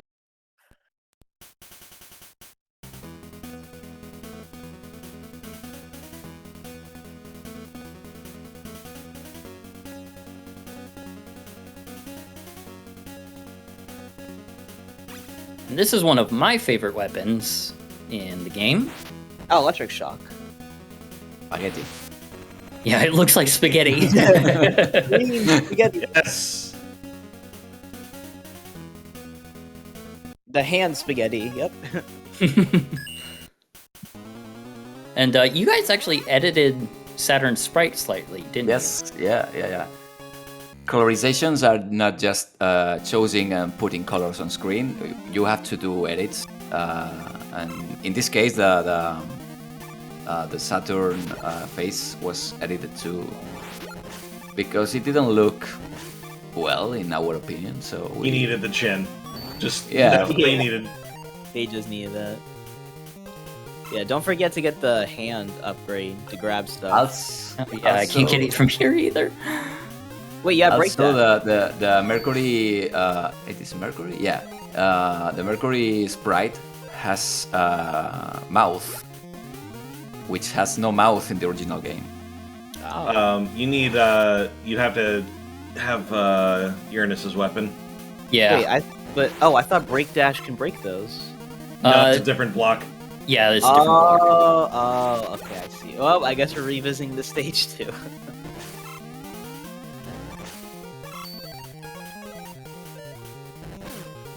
Oh, those enemies. Forgot they flashed the screen. Mm-hmm. My ultimate ability, lagging the game. Yeah. The lag was taken out, so those enemies are here to bring it back.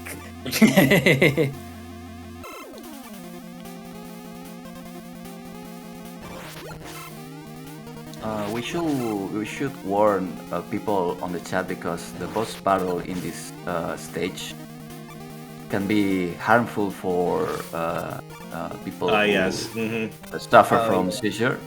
Yeah. So- Flashing lights warning for all Yeah. you guys in the chat.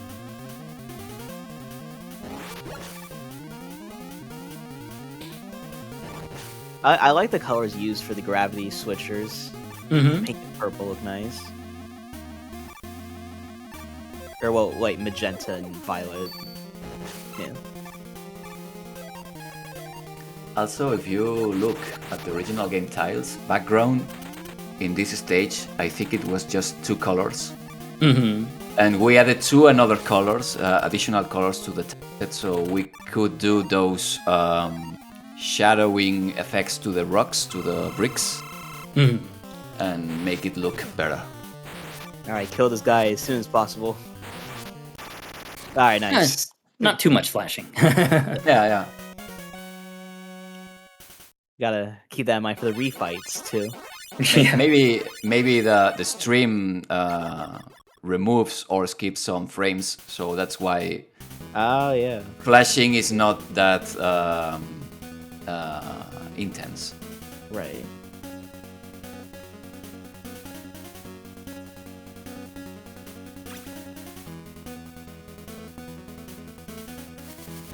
Now this weapon does, ooh, yeah, this this, weapon also does flash. Oh, yeah. forgot about that. Yeah. Oh, rush jet. Yeah, the stage where Rush Jet would have been the most useful, you get Rush Jet.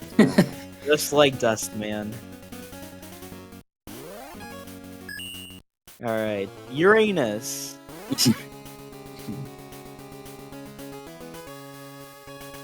Let's be civil.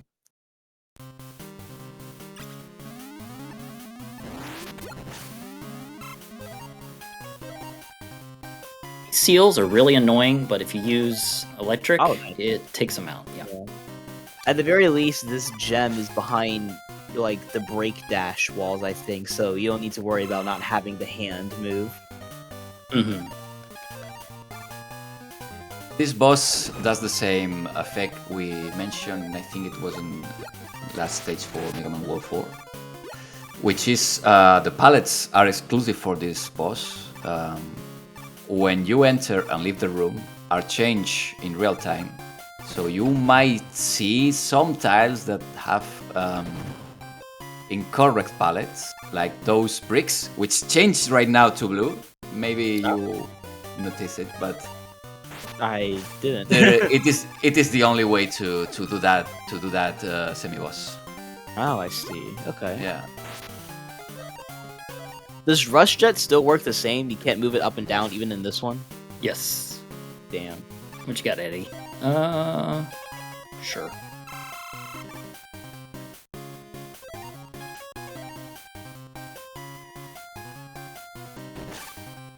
Yeah, those seals, like, they're invincible while they're doing, like, their spinning thing, right? Yeah, and they take like 10 hits to kill. Damn. Nope, don't forget the gem. Yeah, it's up here. Hey, you can finally get the gem in Uranus. Nice. Awful. I apologize. This is the one major thing I remember from Power Guy's Mega Man World 5 video. I still remember watching it. Like, I haven't seen a Power Guy stream in a while, but like I remember I found his channel from the Mega Man 4 video, and I remember like I was on vacation in Puerto Rico watching him play the Game Boy game. Wait, yeah, actually, now that I think about it, that vacation to Puerto Rico where I played those Game Boy games on the phone emulator, I played that because I watched Power Guy stream on World 1. Like, that was his first ever stream on YouTube, and I remember being there. And that's how I decided to get the Game Boy emulator for playing those Game Boy games. Oh, Yeah. I misinputted there. Well, there you go. Well, at least the checkpoint's not too far away. Yeah. I think, yeah.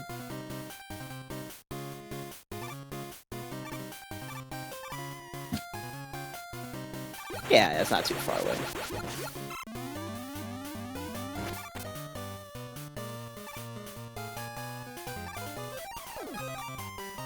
Running low on I Rush gotta think Coil, about which that. is weird. Yeah. Yeah, out of all the things, Rush Coil, huh? Ah, mistimed that. There we Yeah, go. you got it. Yeah, it only take, wow, 3 shots from that kills it. Damn. I feel I mean, I like guess that. it makes sense. You gotta get up there to hit it. I feel like that boss would have been more fitting in Game Boy 4 in Pharaoh Man stage. Right. True. I mean, Pharaoh Man was going to have a mini boss in the NES game that got scrapped, so I'm surprised that the Game Boy game didn't try to like rectify that by adding it back.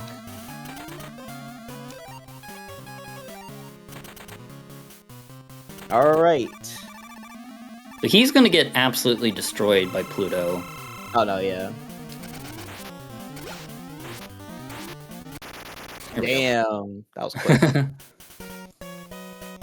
Oh, someone asked where they can find these mods for the color mods. They're all on romhacking.net. Yes. Or just Google them. You will find them. Yeah.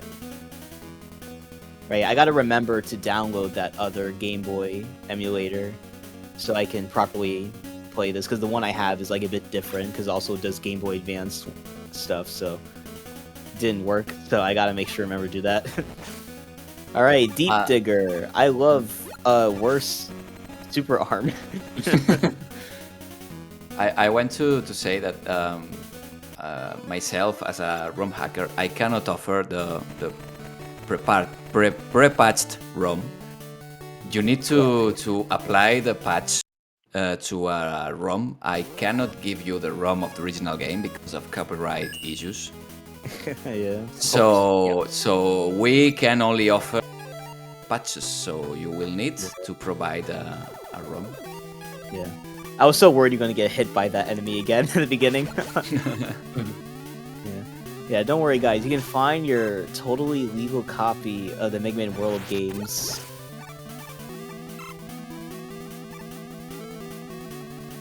Hey, Jewel Maiden, good to see you. Oh, hi.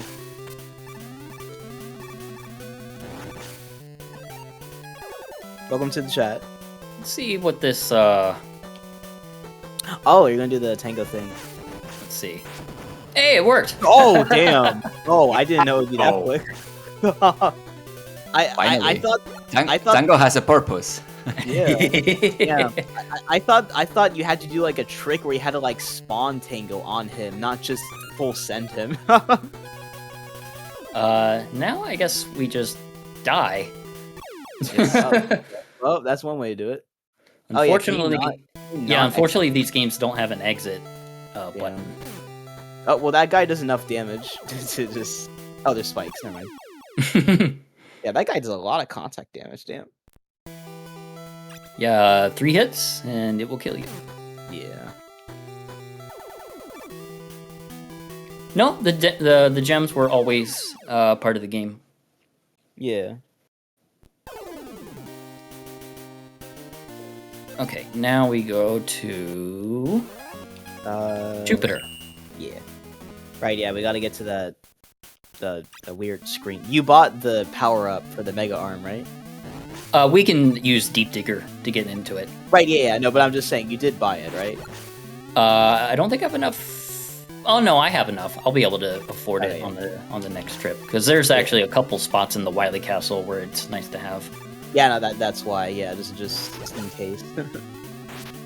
Wily Castle, he says. Or, sorry, not castle. Oh, my bad. Sorry, not the castle. The well, we'll see soon.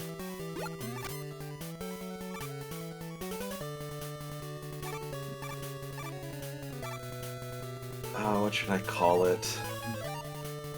Oh, someone mentioned that there's like a late game skip that's still in this version. Oh yeah, I know what Mr. Cab is talking about. What is it? I've never heard of it. We'll see. On the first, or not the first Wily fight. After you defeat the 2 giant fists, the form where you usually knock the bombs back into it. Yeah. There's a I guess it's a glitch where you can kill it with black hole. Oh, really? Yeah. And you skip like 2 fights essentially. Mm-hmm. Huh. Interesting. It's I haven't been able to pull that one off, but it's real nice to get it done. Oh, do you have to like put the black hole like in a specific spot for it to? Like, yeah, it's hit? weird. You'll see how weird it is. Oh, okay.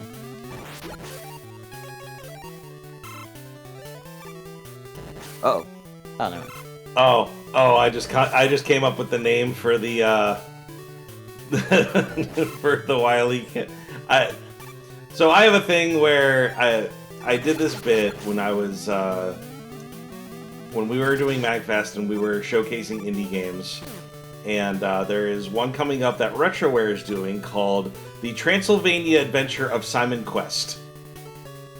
Take what you will of that title and see what and understand what legally distinct Castlevania things and other tongue-in-cheek references that they made. So I started saying like they're ripping off a lot of things. So I said legally distinct X and Y.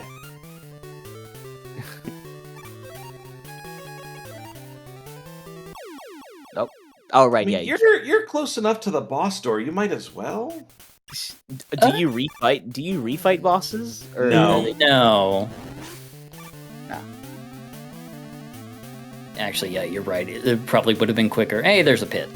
Whee! Oh, hey, at least there's a pit. No, not into the pit. It burns.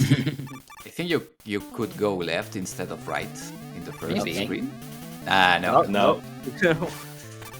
Can't go back now. Yeah, it's specific screens where you can go back left. Yeah.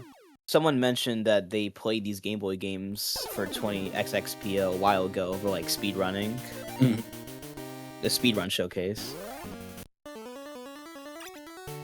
I think you're missing one gem. Yeah, I'm picking up the thingy. Oh, I see. Yeah. MH, which I believe the M stands for magnet. Magnet hand. Yeah. What's the other one? Clobber? I think it's clobber hand. Oh. Huh. Oh yeah, that's the one that grabs and then just multi-hits. Yeah, I Mr. Cab might be able to explain. It almost seems random whether or not the clobber hand actually works. I don't know if it actually is, but it sure feels random. I see. It does have a little bit of randomness to it, but when it does work, like it's I'd say 50% of the time. Anything above that's like good. Right. It does what it wants, okay. It's like topspin. It works when it wants to. Yeah. Nobody can explain the clobber hand. It does what it wants, yeah. I've noticed that every single room that has a crystal also has either spikes or a pit in it, so I wonder if they did that on purpose because they knew people would be backtracking and want to get out of the stage quickly. Maybe. I mean, there's also a chance like they just put it for like difficulty. Like, hey, you want the crystal? You're gonna have to work for it. True. Although I completely forgot that you could just use the hand to grab it, so... Yeah. Like, I guess they could have made it so if you press start and then press select, it exits the level, maybe, but That'd be maybe nice. maybe they just weren't thinking about that as a mechanic. Right. Or maybe they really wanted you to replay the entire stage. Okay, so there it is. Yay, nice. And thankfully, we don't actually have to give Dr. Light any potato chips. No potato chips for you. It's free. Free-ish. Yeah. I mean, yeah, the gems. Oh boy, Terra! I sure do wonder what his weakness is. I couldn't possibly guess. What could his weakness be? I don't know. It's definitely gotta be Bubble Bomb. Tango. Oh yeah, Tango! Does Tango actually... I'm convinced the last boss is weak to Tango. Wait, does Tango actually do damage to him? Let's see. If he does, it's probably just gonna be like 1 damage or something. Go! Well, it does damage. Oh yeah, I forgot you updated it to make Tango actually fast and not like a slow crawling thing. No, actually, Tangle the reason it was slow in the original is because he lagged the game horribly. Wait, Yeah. does he jump around in the original too? Mhm. Yeah. Oh, I don't remember that. I only remember using Tango like once, and he was just like slowly crawling on the floor for some reason.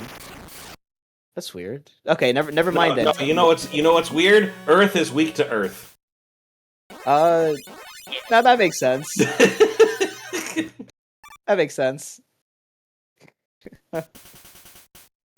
Yeah, Terra has. That's the reason why Terra is green, blue, and red to represent forest, water, and rock for Earth. Of course, yeah. Someone mentioned that everything does 1 damage per hit to the final boss, I think, so technically Tango is the superior option. Terra's a fraud? Terra's not a fraud. Come on, chat. Terra's cool. He literally defeated Mega Man in the intro cutscene.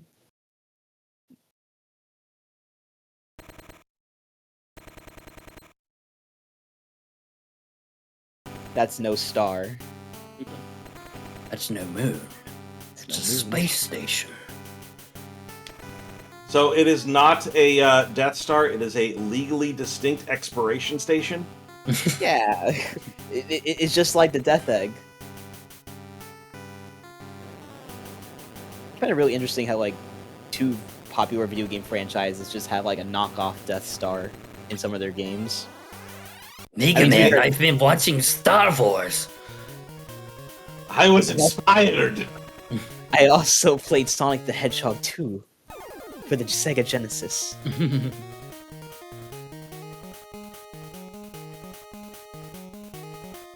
How does he keep getting away with this? I don't know. I don't know where he gets this resources to make an entire space station like this.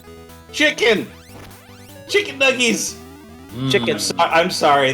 The asteroid color choice was a choice. They do look like chicken. Man, now I haven't eaten anything yet today. I'm hungry. I'm eating after this stream.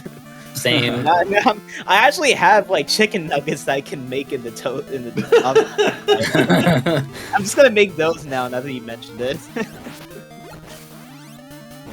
Oh, these helmet guys. Yeah, they just show up in this stage, I think, only. Yeah, and they're annoying because their spawn location is random, which makes them very annoying in a speedrun, as I'm sure Mr. Cab can attest to. Yeah.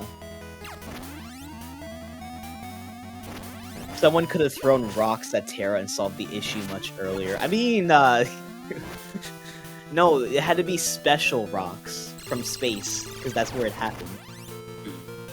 So, interesting thing, these lasers are background, and the stars are sprites. Oh. Yeah. That's the only way they could have done that effect. Neat. I like this transition, Mega Man turning super small, so that way they can get the Wily station. Yeah, you guys did a great job colorizing the Wily station, especially with how many colors that it needed. Yeah. I think Kensu did one of the best work here because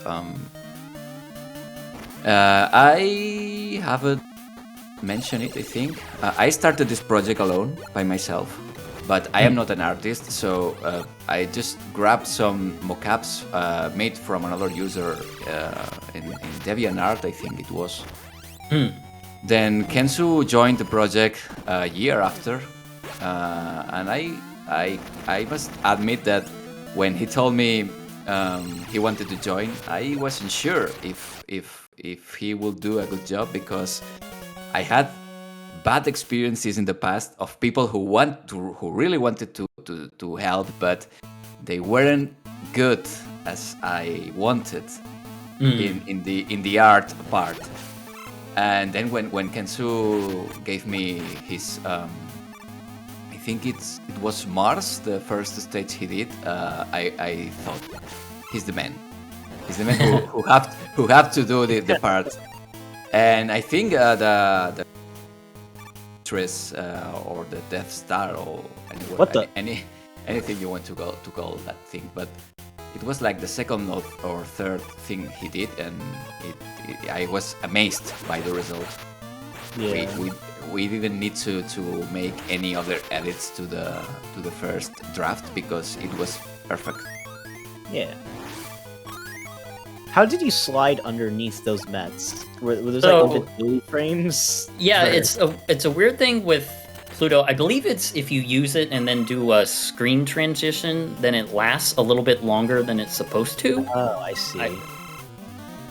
Welcome back, Mega Man Killers! I love that they did this for the final Game Boy game, just bringing back everyone. And I appreciate that they also brought back Quint, even though they didn't work on World 2. Like, they could have easily left out Quint because they didn't work on that game, but yeah, they did. They brought him back.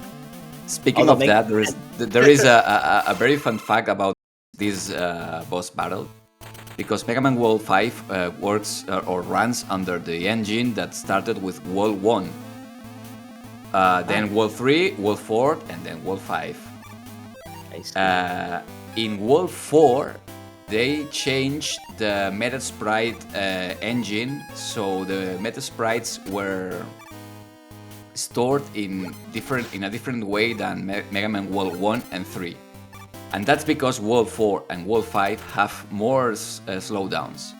Because World 1 and World 3 stored their sprites twice, when looking right or facing right and facing left. World 4 and World 5 just stored sprites looking or facing right.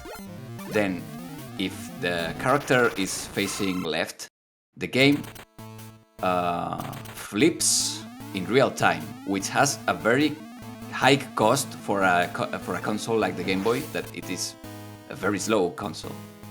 Oh, okay, I see. When you are battling these bosses in this stage, Anchor, Punk, Ballet are using the engine for Mega Man World 3 or 4.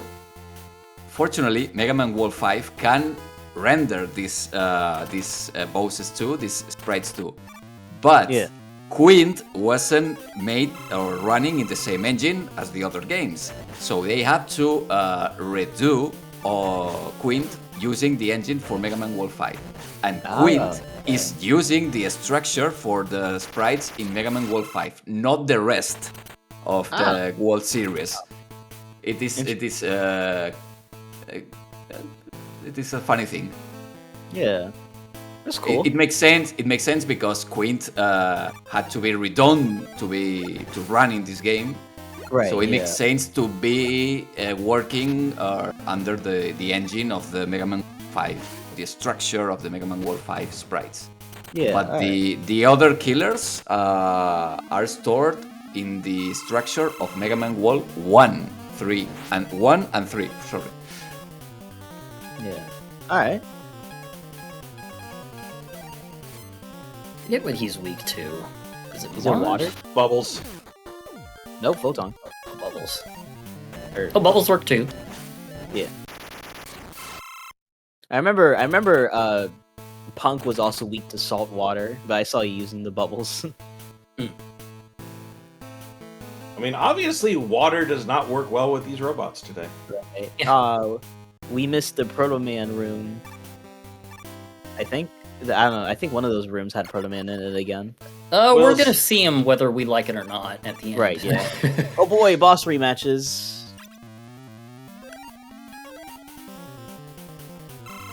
The weakness chain is pretty interesting, because isn't one of these guys like weak to Terra's weapon? Yeah, since there's technically 9 robot masters, the weakness chain is very strange. You'll never have Mercury's proper weakness when you first fight him. Right. That's why I usually to Black Hole. Yeah. Right, yeah. That's why I usually go for Mercury first. But at the same time, like, I think his weapon is Pluto's weakness, right? Yeah. Yeah, so even then his weapon isn't going to do much against the other robot masters, the Star Droids. I don't really know who I start with, because, like, I remember a couple times playing this game, I sometimes started on Venus, trying to get Rush Coil, but I didn't really like Venus's stage, so I then went to Mercury. Yeah, Venus is probably the hardest level of the first 4, so, yeah. And then I tried out Neptune, and it was alright. Mars, I really like his stage and his fight, but, like, in terms of, like, just making sure I have everything... I wonder if Skips remembers how to get the extra damage on Mercury with Black Hole. I do. Like Saturn. Yeah, potential flashing light warning depending on how fast I beat him. Yeah, come on, get those spaghetti hands. Yeah, Nice. there we go. Nice. There we go.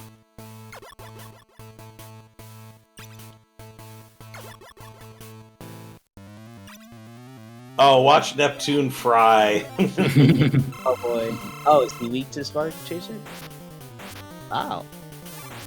Oh, he's the one weak to Spark Chaser. I don't know why I thought Mercury was the one weak to it. Damn.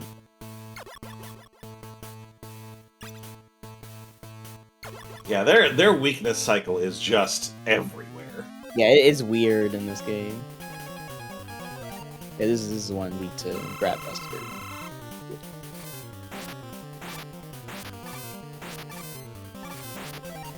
Let's Oh, see. now let's see if we can get the rush this time. Yeah! Yeah, nice. Got it this time. Oh, hold on. I love how Grab Buster is Pluto's weakness just because Pluto hates Mercury. Does he? I forgot if he does. Is that mentioned in, like, the CD data? I'm not sure. Funny thing with Uranus, you can actually dig a hole underneath him, and he will fall into the pit and die. Oh, really? Yeah, it's very hard to do, but it is possible. Interesting. All right. All right, light warning for this one, because Yeah. Oh, right. You're gonna use Black Hole. Start with that, and then... So not the first blob, but the second one Yeah, I remember he like takes damage for some reason. Oh, what? Huh. And then we stand inside his hitbox to do a That bunch is of damage. a lot of damage. Yeah. I didn't know about the damage boost there. That's sexy. Yeah. Oh yeah, apparently the Mercury hating Mercury hitting Pluto. That was in the CD, the base CD data apparently. We want I didn't some remember that. Saturn. I just remember that for some Pluto. reason Punk hates the PTA in his CD data. Not sure what the Parents Teacher Association did to him, but yeah, sure. I think that's what his CD data said. I think I remember that's what it said. All right, Proto Man, are you going to waste our time or not? Let's see. Does he also give us a Yasichi? He gave us the Yashichi. Nice. So in a speedrun, you do not want him to give you that because it takes so long to fill up all your stuff. Right. Oh, does he not show up if your stuff is all full? No, he can sometimes give you like just regular weapon energy or an E-tank or something like that. So you really? want him ideally to not give you the full recharge. Is it random? Yeah, completely random. Oh, damn. Wow, this late into the game, you have to rely on a random factor for your speedrun? Oof. Yeah. Yikes. 8 seconds of watching your PB go away. Yeah, that's horrible. Yeah, I was gonna say, like, imagine like having like super low energy and you have to like watch every single one refill. Mm-hmm. Yeah. Oh, 50% chance? That's awful. Damn.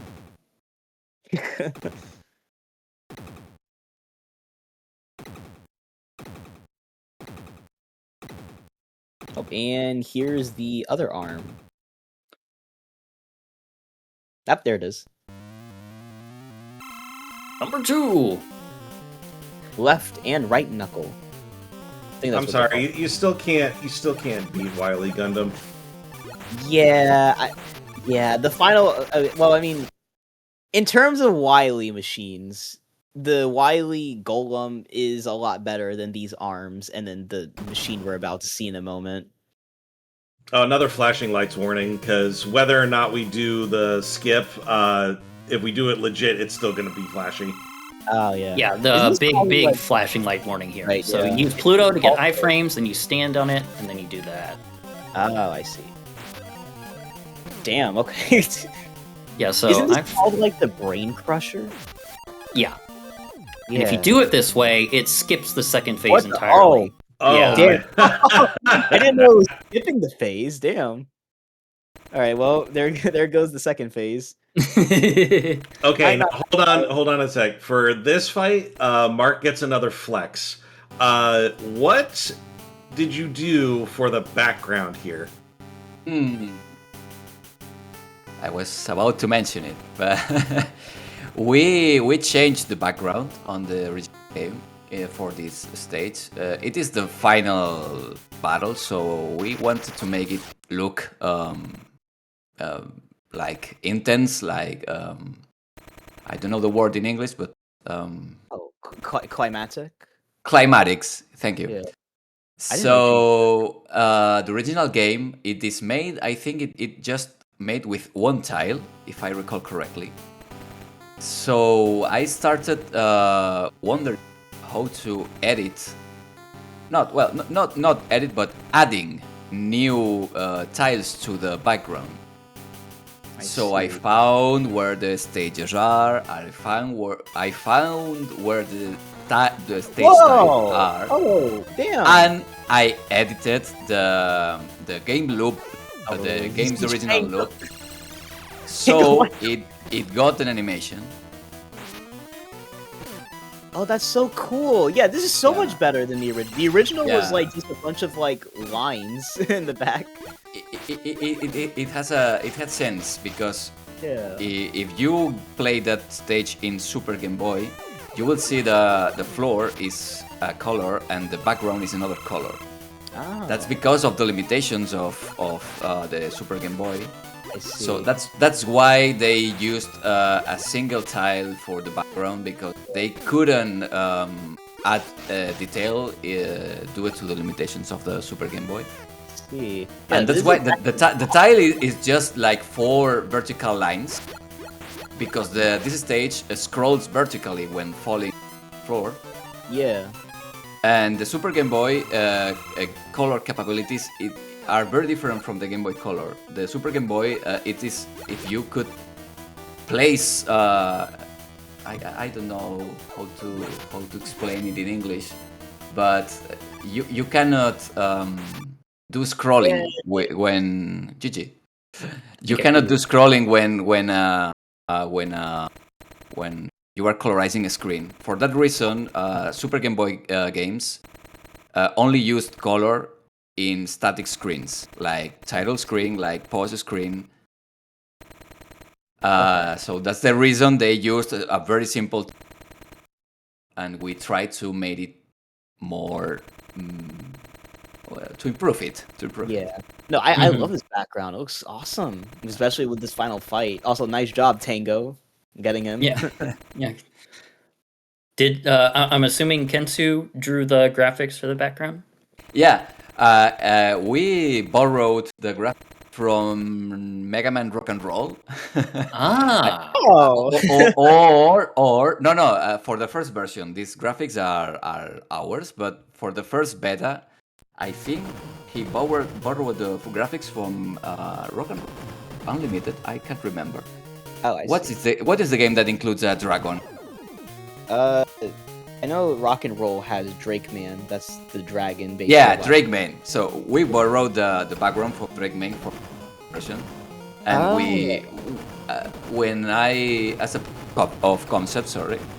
So when I managed to edit the game loop and add the animation, the palette animation, I told Kensu, yes, we can do it. Now we can use original graphics. So he did the background you saw right now. Oh, I see. That's cool. Very cool. Yeah. All right, Wily Star, dead. yeah, there we go. 10 minutes underestimate, too. Beat all 5 Game Boy games in under 4 hours. That was the Mega Man World Series. And a very beautiful ending for the series. Yeah. Mhm. GG to all involved. Oh yeah. Yeah, 10 minutes under and getting all the gems. Such a good game. Oh, I love this sunset. Good call on that. That's gorgeous. Yeah. Since Roll is not appearing here, we can change the White Mountains. Oh yeah. We don't have to worry about a roll now. We don't need to do tricks here. She can stay with Dr. Light. We gotta sit down here. So, can I tell the exclusive here? Sure, Oh sure. yeah, sure, go ahead. So yeah, I want to explain a little bit of my story because when I started colorizing Mega Man Wolf and Mega Man Wolf, life wasn't good for me, and colorizing those games made me happy. But there was something that made me even more happy, which was to see people playing the hacks. And I wanted to be thankful to people who enjoyed the hacks and shared kind words to us. Oh. And we started to prepare a little surprise, which was a hack for Mega Man Wolf 5 that include Proto Man as a playable character Oh. with a unique story and new stages. New stages. Yeah, that comes because I don't know who asked, but I think it was Skipper who asked if I had a stage editor. Yes, I have a stage editor that I started using for that. Our idea was to make a little adventure Proto Man that starts when Mega Man is defeated by Terra. And Proto Man had to find some parts for Dr. Light to make the Mega Arm. Oh, that's so smart. Yeah. Yeah, That's cool. We had the tile set and had some ideas like this game for Mega Man 5 has some unused content like music, like enemies. Yeah. And we wanted to use those enemies and those songs in those new stages. It was going to be a very short game with just 3 or 4 bosses like Willy Tower for Willy War in the Sega Genesis. Oh, okay. Of course, Proto Man wouldn't have the Mega Arm, just the Mega Buster. Okay. And the final boss was going to be Quint. Oh. And as you must know, we announced the Mega Man Mania project 2 years ago. Unfortunately, I haven't been able to finish it because I have other priorities. Nah, of course. And we wanted to bundle this hack with Mega Man Mania. But at this point, I think it's not going to happen because it is a very big project. No. It was going to be very cool because I have some mock-ups of the stages and they look amazing. But The fact that unfortunately, you, the yeah. fact that you went above and beyond to give us all of these games like to their honest to goodness perfection in their best forms is still just monumental in its own right because of how we appreciate how the fans keep bringing it forward and how we want to keep playing it because you did such a good job too. Thank you. I don't know what to say. When we released Mega Man World, I wasn't expecting it was a Christmas day, I think. Yeah. And I had dinner with my family, and I released the hack before the dinner. Went to my parents, had the dinner, and when I went back to home, I checked with Twitter, and the tweet was like 500 likes or something like that. I was amazed. I couldn't believe what was happening. Famous people like John Lineman from Digital Foundry posted pictures playing it, and it was one of my happiest days in my life, and it was a very cool moment too. And I just want to be thankful to everyone who has shared kind words these years. I thank you everyone. Yeah, of course. No, these whole games and projects, they're awesome. More people definitely need to play these and check it out. You deserve it, man. You put a lot of effort into this stuff. And everyone else, of course. I wish Capcom will release this. We will fulfill our dream of seeing these 5 games colorized in an official edition. Right. Yeah, I mean, Capcom. Because we have got Legacy Collection for almost all the classic games, and I think the Game Boy games deserve a second chance because they are good. But 4 and 5, they are very good games in the classic series, and I wish they release them, even if they are not colorized. But the only re-release was just on the Nintendo Switch Online service. True. Yeah, but Capcom did work with like that Street Fighter X Mega Man fan game, so who knows? Maybe they could work with you to get these colored versions out there. Who knows? And there are companies re-releasing Game Boy games, right? So there is a little chance. Yeah, we can dream. We can dream. Yeah. But thanks for being here, man. It's awesome to hear all how the stuff works with like the Game Boy limitations and everything. Thank you for the invitation. I hope you all in the chat remember this day a Spanish guy came here to speak in slow English. So no, in fact, we want to. I'm so sorry. We want to have more people like you come to the expo. We want to get this off the ground so we can feature more fan projects and everything else too. So support us, support you, support this expo. Mm-hmm. Thank you. And good luck with the event. Good luck with your project with the Kickstarter, and I hope you get to the goal and see that how it is called mega. The event you want to celebrate, it is called Mega 20X Expo. That one. So good luck with that. Hope you get to the goal. Thank you. Thank you so much. Thank you everyone. Thank you. All right, I think that about wraps it up then. Then we move over to a BRB screen, and we'll be back with the next game for Mega May shortly. Network transmission coming up in about 2 hours. We have another Mega Man Battle Network block if you're a fan of that series. We got both of the platformers based on that. And then Chrono X, one of the long-developed fan games, is coming back with an update. So that's exciting.